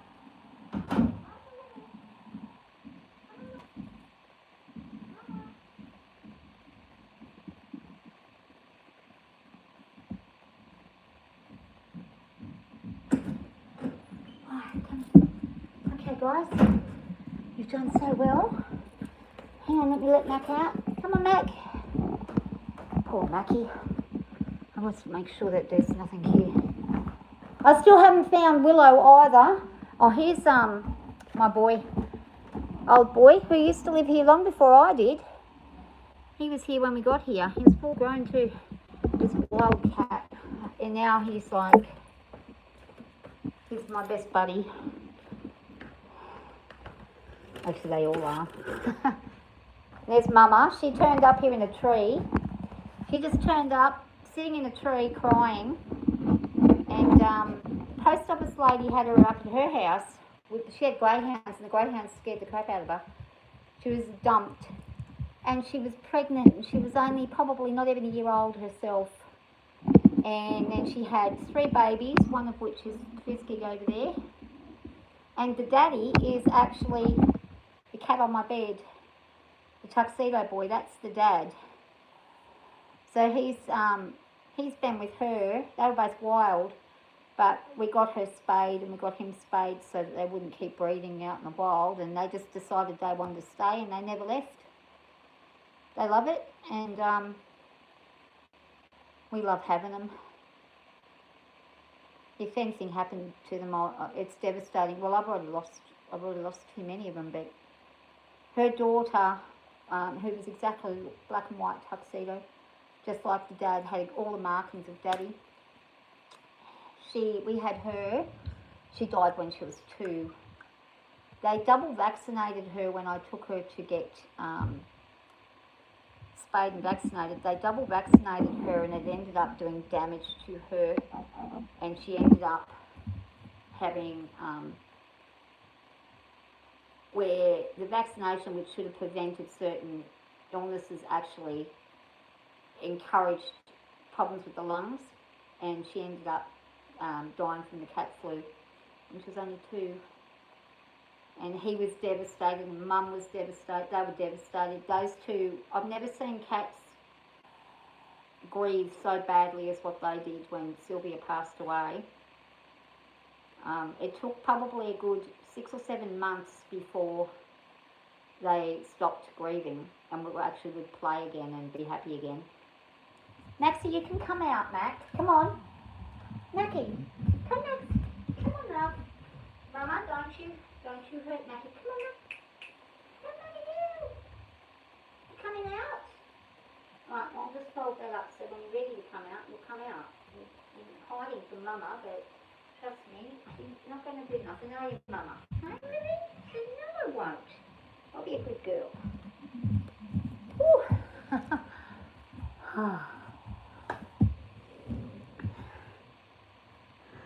Oh, 2:36 in the morning. Thanks for dropping by and saying hi. Yes, you both must come. And the kids. I don't know, how old are the kids?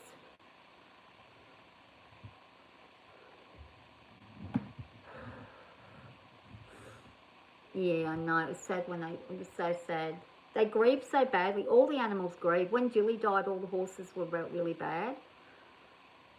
whenever I lost a sheep, I lost 2 sheep. I lost one of the twins and I lost a ram.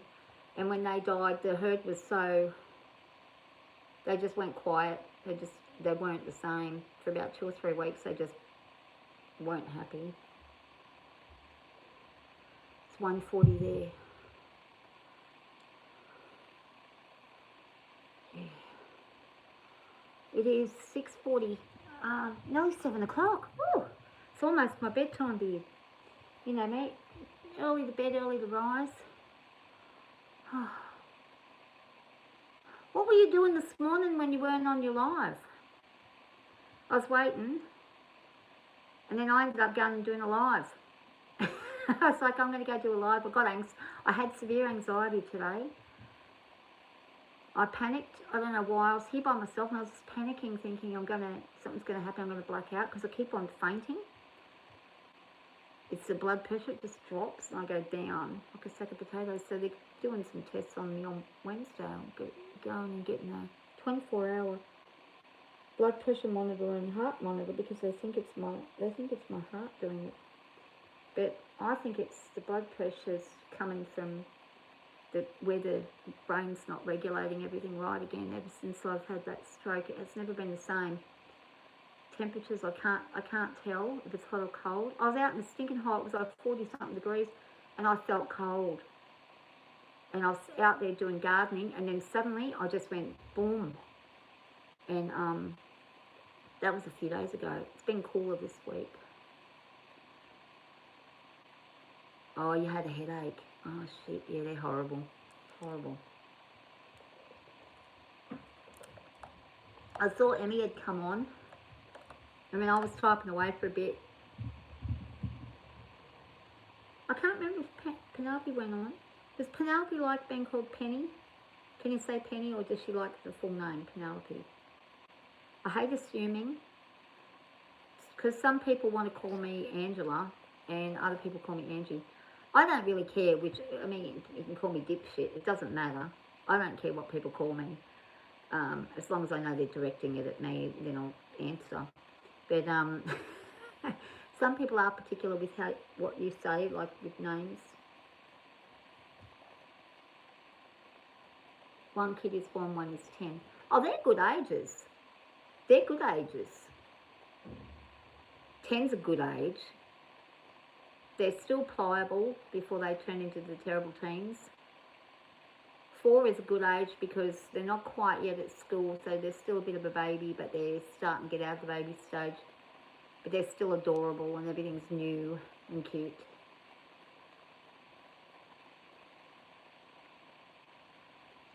I love my grandkids. Like, they're 6. I think the second one's 4 now, or turning 4 this year. And then little girl will be 2 this year. So they're all 2 years apart. But I love the ages they're at. They're such beautiful kids, my God. My granddaughter, she's the smiliest, happiest girl. She could easily be kidnapped because she is too friendly with anybody and everybody. It doesn't matter who you are, what you look like. She just wants to go to anybody and everybody. She loves everything. Happy, happy, happy baby. The middle fella, he's happy too, but he's got to get to know you. He's a bit shy, but once he knows you, he's really good. And the older boy, well, he's 6 now, so he thinks he's 20. The attitude's starting to come out. But he's a good kid. I had him up here for a few days, and we had an absolute ball. He loves the fact that his Nana rides quad bikes. He's like, I'm telling everybody that Nana rides quad bikes. I said, oh yeah, what do they think? And he said, they think it's great, Nan. Their nans don't do anything. You do everything. I was like, okay. He was showing them, I sent videos of him riding the horses and riding the quad bike. He rode Toki too. Toki was excellent with him. Oh, Angelia. You know what? There was a lady who used to call me Angelica. And I used to say to her, that is not my name. That was the only time I got pissed off. I was like, I'm not Angelica, because my kids used to watch the Rugrats, and I hated the name Angelica because of the Rugrats. She just annoyed me, the kid that was Angelica, screaming and yelling all the time. Sounded a bit like me, actually. It reminded me of myself. But this lady at work used to say, Angelica. And I'd say, no. It's either Angie or Angela, not Angelica. I'm not Angelica. Please don't call me Angelica. Call me anything else, but not that. But she always got it wrong. And I think she deliberately did it. I was like in my mid-30s. She was like probably my age. And I think she just did it to stir me up. She liked stirring people up. But I got over it after a while. I just didn't care anymore.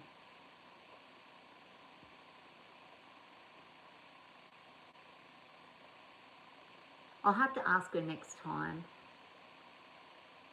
She seems very, very nice.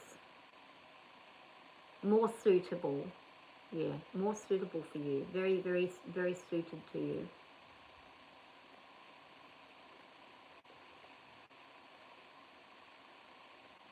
I like her. I like her a lot. And the fact that she likes horses is a really good thing. That's like awesome.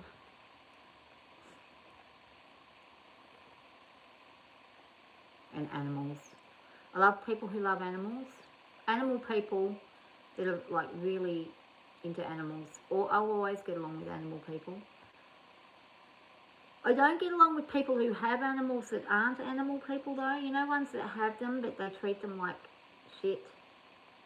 There's a lot of people who have animals that are not animal people. There's a lot of dog people that own dogs that are not dog lovers. They just treat the dog like it's their property and that's it. They don't actually give two hoots about how the dog feels. I don't like those kind of people. I like people who basically treat the dog as if it's their own child, or at least as well as they would their own human siblings or parents or whatever.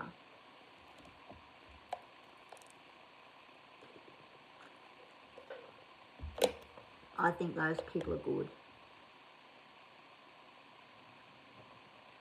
The other thing I don't like, when my kids were younger, if my kids were around animals, I was always extremely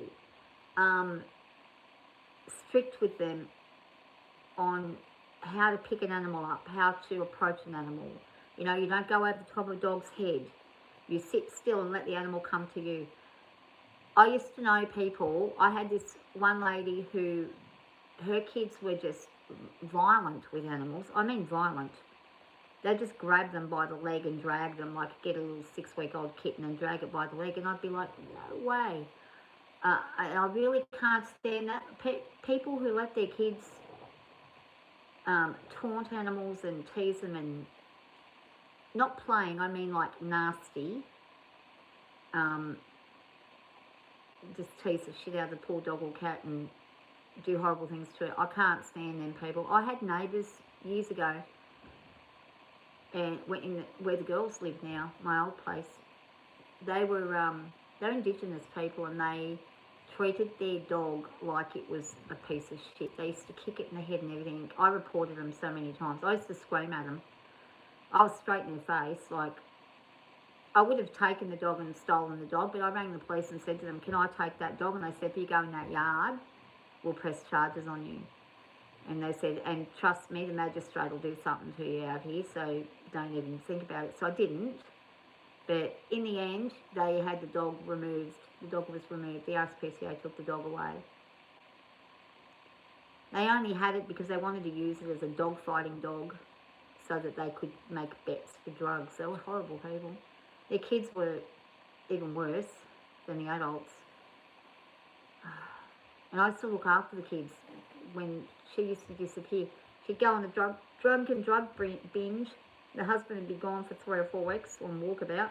She'd be off her head, and off she'd go and leave them for, 2 or 3 days. No food, no nothing.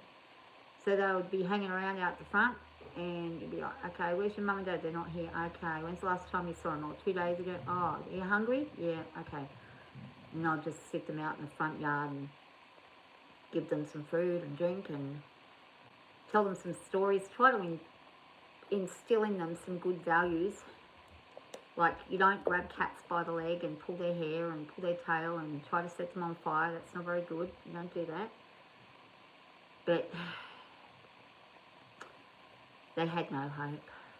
They moved them away after about a year and a half, and then we got some new feral neighbours, which were even more feral. They were white people and they were feral. Their kids were terrible. They were terrible to the cats. Oh my God. My cats in the end just didn't go outside. And when I moved out here, the cats were happy.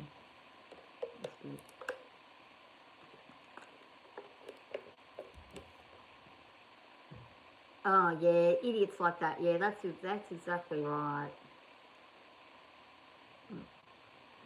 You decided to the biggest weekend on trust issues recently, so it's good. Let me know what. Yeah, that's good. Yeah, I think it helps when you can discuss what triggers you have and tell your partner, this makes me feel uncomfortable, that makes me feel uncomfortable. Because sometimes people don't realise, and what's normal to them can appear to be very abnormal to somebody else. Like, there are literally people who cannot handle things. And it's not that you should change your whole life for somebody, but you can be considerate of your partner. You don't have to stop your whole life for them, but you can be considerate, and there's a way to let your partner know that they are the most important thing, while you can still have your friends and family and do the things that you do, but still make them feel secure in that. Especially these days, there's a lot of people feeling insecure because of the way the world is. Everything's so unpredictable, hey? We never know what's going to happen. Did you just have a good Valentine's Day?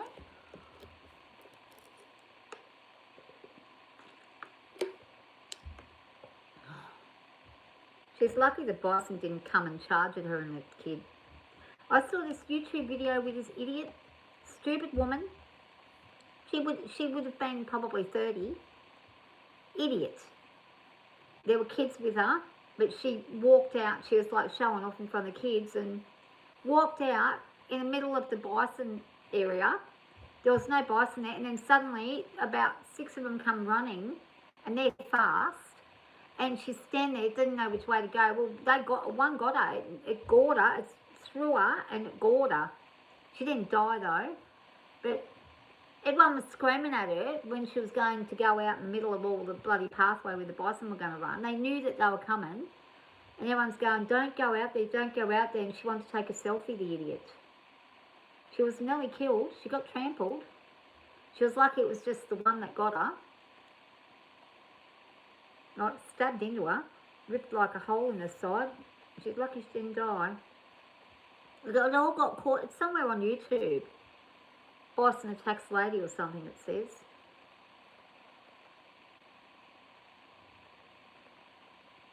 I just was watching it and thinking, why would you put yourself in that? Why would you even... What moronic thing inside someone's head makes them think that that's going to work for them?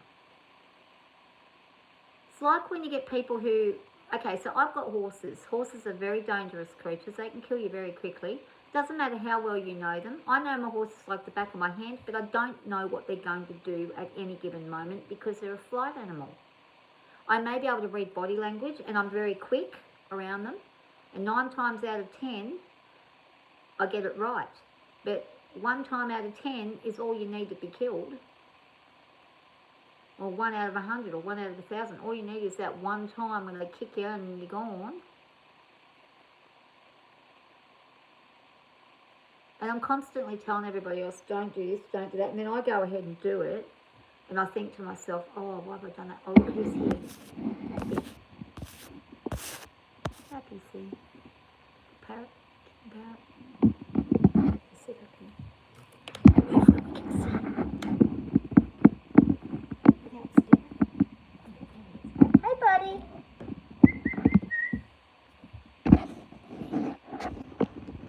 Mama Cat. Oh, Mama Cat says, I'll talk to that parrot. That's not happy. Hasn't got his markings. This is a new one.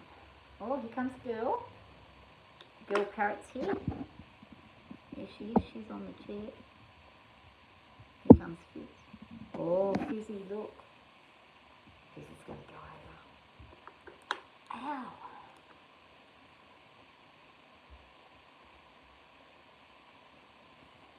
Yeah, don't stand behind a horse and not...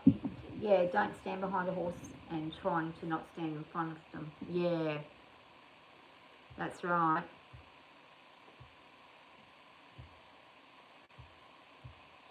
Yeah, and this is the thing. If you're around animals a long time and you gain their trust, you can develop relationships with them, and if you're very careful and you read their language, you can be safe around them for the most part. But animals are always going to have a wild streak. Same as my cats. I know my cats like the back of my hand. They are harmless cats. They'd never deliberately try to hurt me. But if I'm holding on to Fizzy and I'm walking around and then all of a sudden the dog tears around the corner, Fizzy will scratch the absolute crap out of me to get down. And he won't think about me at all. All he'll be thinking about is saving his own ass, and I'll get clobbered. So, hey Fizzy, Fizzy, Fizz, where the birds? Yeah, I love the king parrots. They're really beautiful. These two, I don't really recognise him. He looks like a new bird. I think the female's been around here before, but he's definitely new. He's got two dots, one at the top and one. If you look at his wings, he's got a little spot at the top and then a little spot at the bottom. Nothing in between. That's how I recognise their patterns, because they all have different wings. So most of them have like a squiggle pattern, and it might have a little dot, extra dot or something. And they're all very individual. But he's, there was one that was coming, he had one leg. He was one of the offspring of Happy. Actually, I don't think Happy's alive anymore. I don't know. Happy used to land on me, and I haven't seen him for a while. I think he might have died. King parrots live about 20 to 30 years. That's in captivity. In the wild, probably 15 to 20.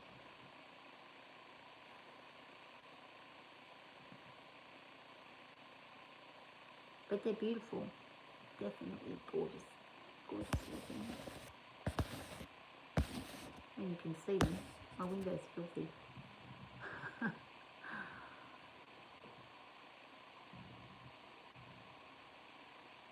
Zara wasn't very impressed today when I got on her. She was like, no, not impressed. She's been fighting with Ellie, and I think she's a bit out, so I'm going to get the chiro to put her through his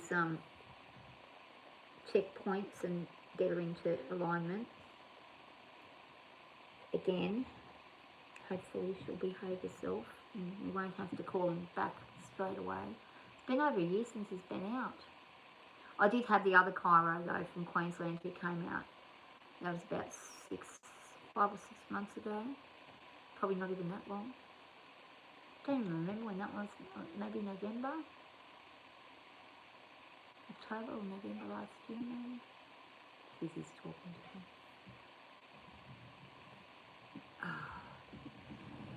How's your parents going? Are they behaving themselves?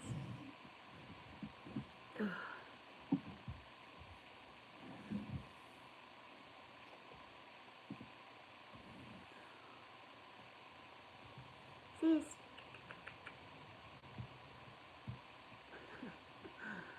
Mama's just like hanging like she's chilled.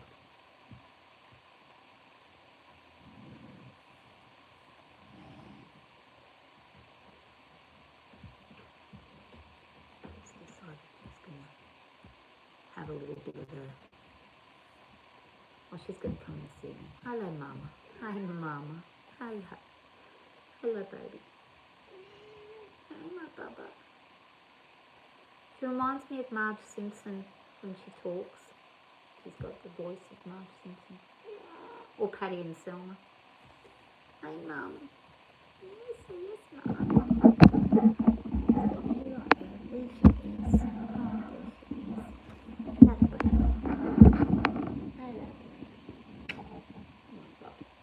You come all the way to see me when there's birdies at the window. I'm very lucky, aren't I? Yes. So yes, you are. more important than the birds. That's a new thing. Yeah. Birds are boring. This is even living birds. This is I've had enough of birds. There's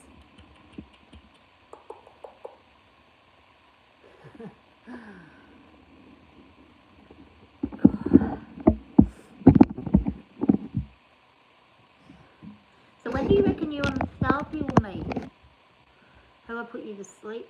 I'll probably put you to sleep. I went on my Korean friend's live and he was asleep. He was fast asleep. I've never seen him fall asleep like in the morning. But maybe he just had it on all night and never took it off. I don't know. He probably fell asleep while he was talking at night.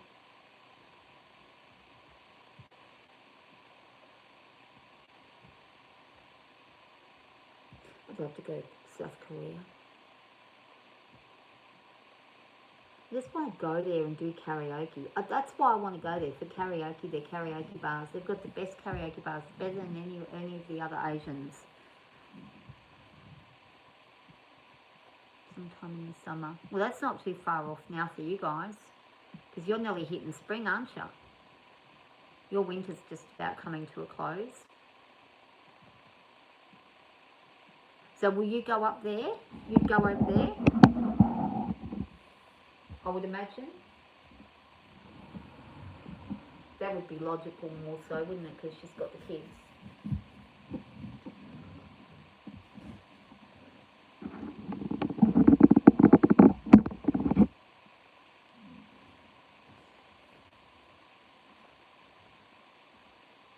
Yeah, lots of trust for Dane and Peter come.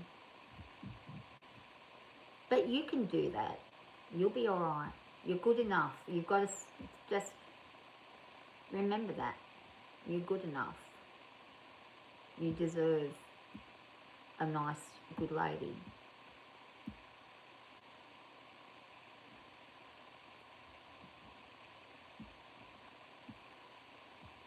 I think we're our own worst enemies a lot of the time with the fear that we have of things. We always anticipate the worst.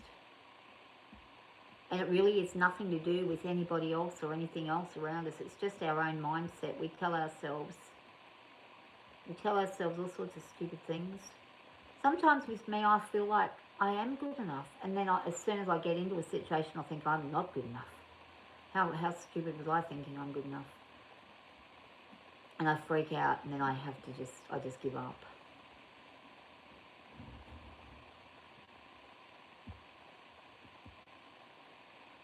Although, when I went busking and it all went pear-shaped, my busking partner basically threw the towel in, and I had to keep going. I actually did. I kept going.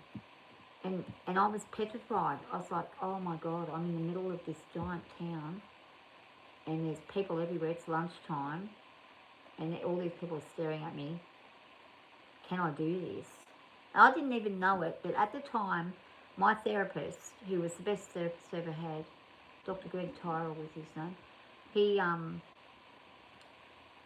I had told him, because he was a massive fan of Pink Floyd, and he played guitar, and when I told him I liked playing musical instruments, and I liked playing on guitar and piano and stuff, and I liked Pink Floyd, we got along like a house on fire, and he was my therapist, but he was just a good person, and I'd said to him, I'm going to go busking, and I told him, I'm doing busking, I think it was like 4 days after I went up for my therapy session. I said to him, I booked it in, I'm going to go and busk it. He said, where are you busking? I said, oh, for the Tundra. And he said, yeah, okay. He said, well, what time are you doing it? I said, oh, we've got the slot from 11 till 1. We had like a 2-hour slot.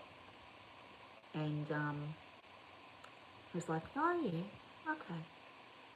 That sounds really good. Anyway, I didn't know, but he actually went and watched me. And the next time I went in for my therapy session, he was like, I'm very proud of you. You did a really good job. And you didn't give in, and you stayed there, and you put yourself in a position that was pretty scary, and you stayed in it, and you did it. Because I was saying to him, I don't think I can do it. I don't think I'm capable of doing it. And that was actually really cool. I didn't know he was even there. didn't even know he was there. I wouldn't have recognised anybody because I was so busy freaking out. And it was just weird to do because there were so many people. It's really crazy. But then I did the fete, the fair, the local town fair. And when I did that, I felt perfectly fine doing that. I couldn't give him two hoots. I was just like, I'm over it. I don't care. I live here. This is my town. I'll do what I like. And I did it without any apprehension at all. Because I was in a familiar environment, I think. I do better in a familiar environment. I think we all do. Hi, me and Tony. The horses are outside. You missed out. I did them a while ago. Yeah, it's 7 o'clock at night now. They've already had tea. Yeah. But what you could do is if you scroll backwards on the live, you'll be able to see at the beginning. You'll be able to see the horses. Or else you can actually, there's plenty of other videos I've got too, as well that you can watch as well. Yeah. But if you're hanging, are you going to hang around for a minute? If you're going to hang around for a minute, I can quickly show you the horses before I go, before it gets dark, if you want. Let me know.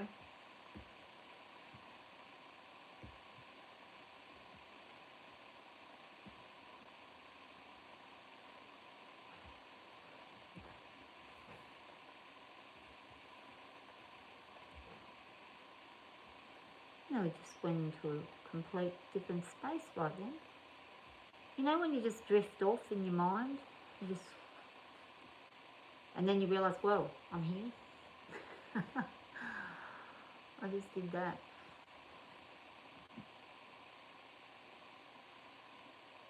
When I was doing on the other channel, when I was doing my karaoke today, somebody asked to see the horses, so I stopped the karaoke and went and showed them the horses.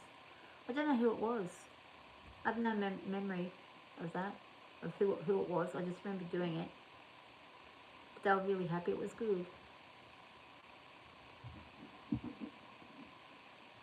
Sometimes I forget what channel I'm even on.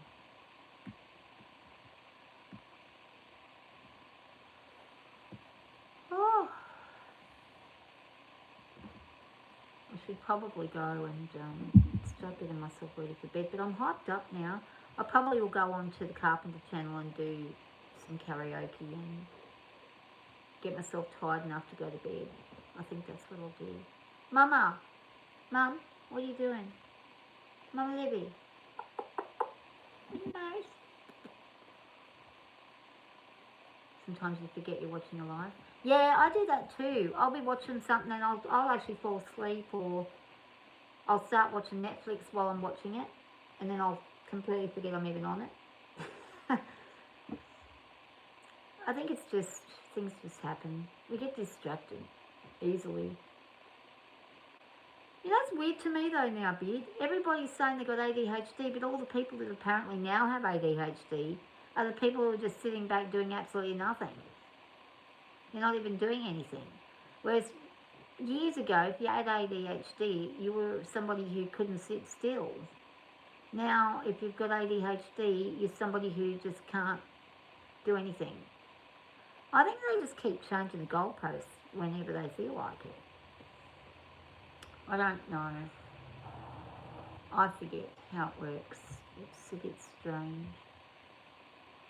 And parrots are going to town. They're enjoying that seed because he wants to eat them.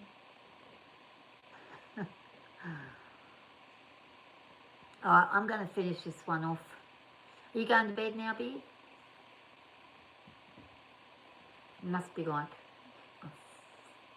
past 2 o'clock in your time now, eh?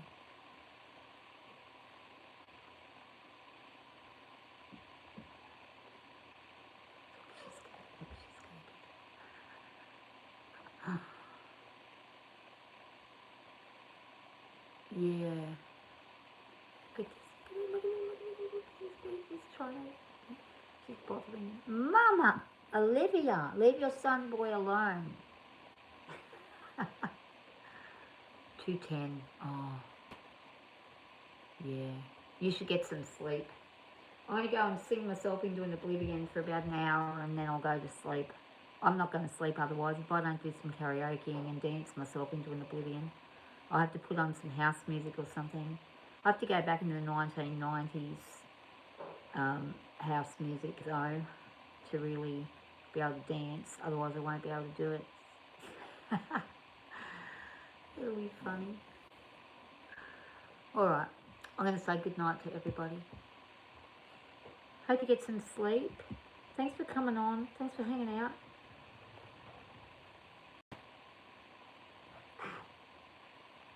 Ow.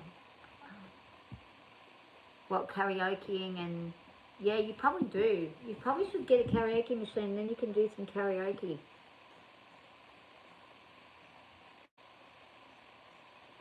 I just pulled half a nail off my toe. Ow. That hurts like a bugger. Ow. Oh, that is not clever. I'm gonna have to do something about that.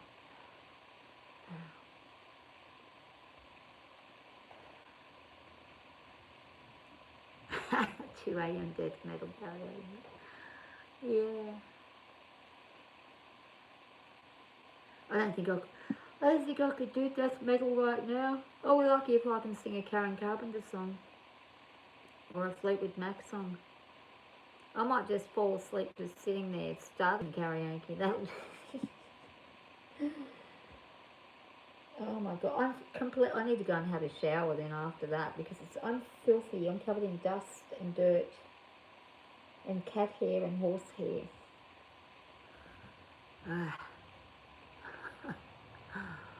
Okay, I'm going to say good night. Bye for now. Good night, Fanny. Good night, unicorns. Good night, Beards family. Good night, everybody. Bye for now. Sleep well, everyone.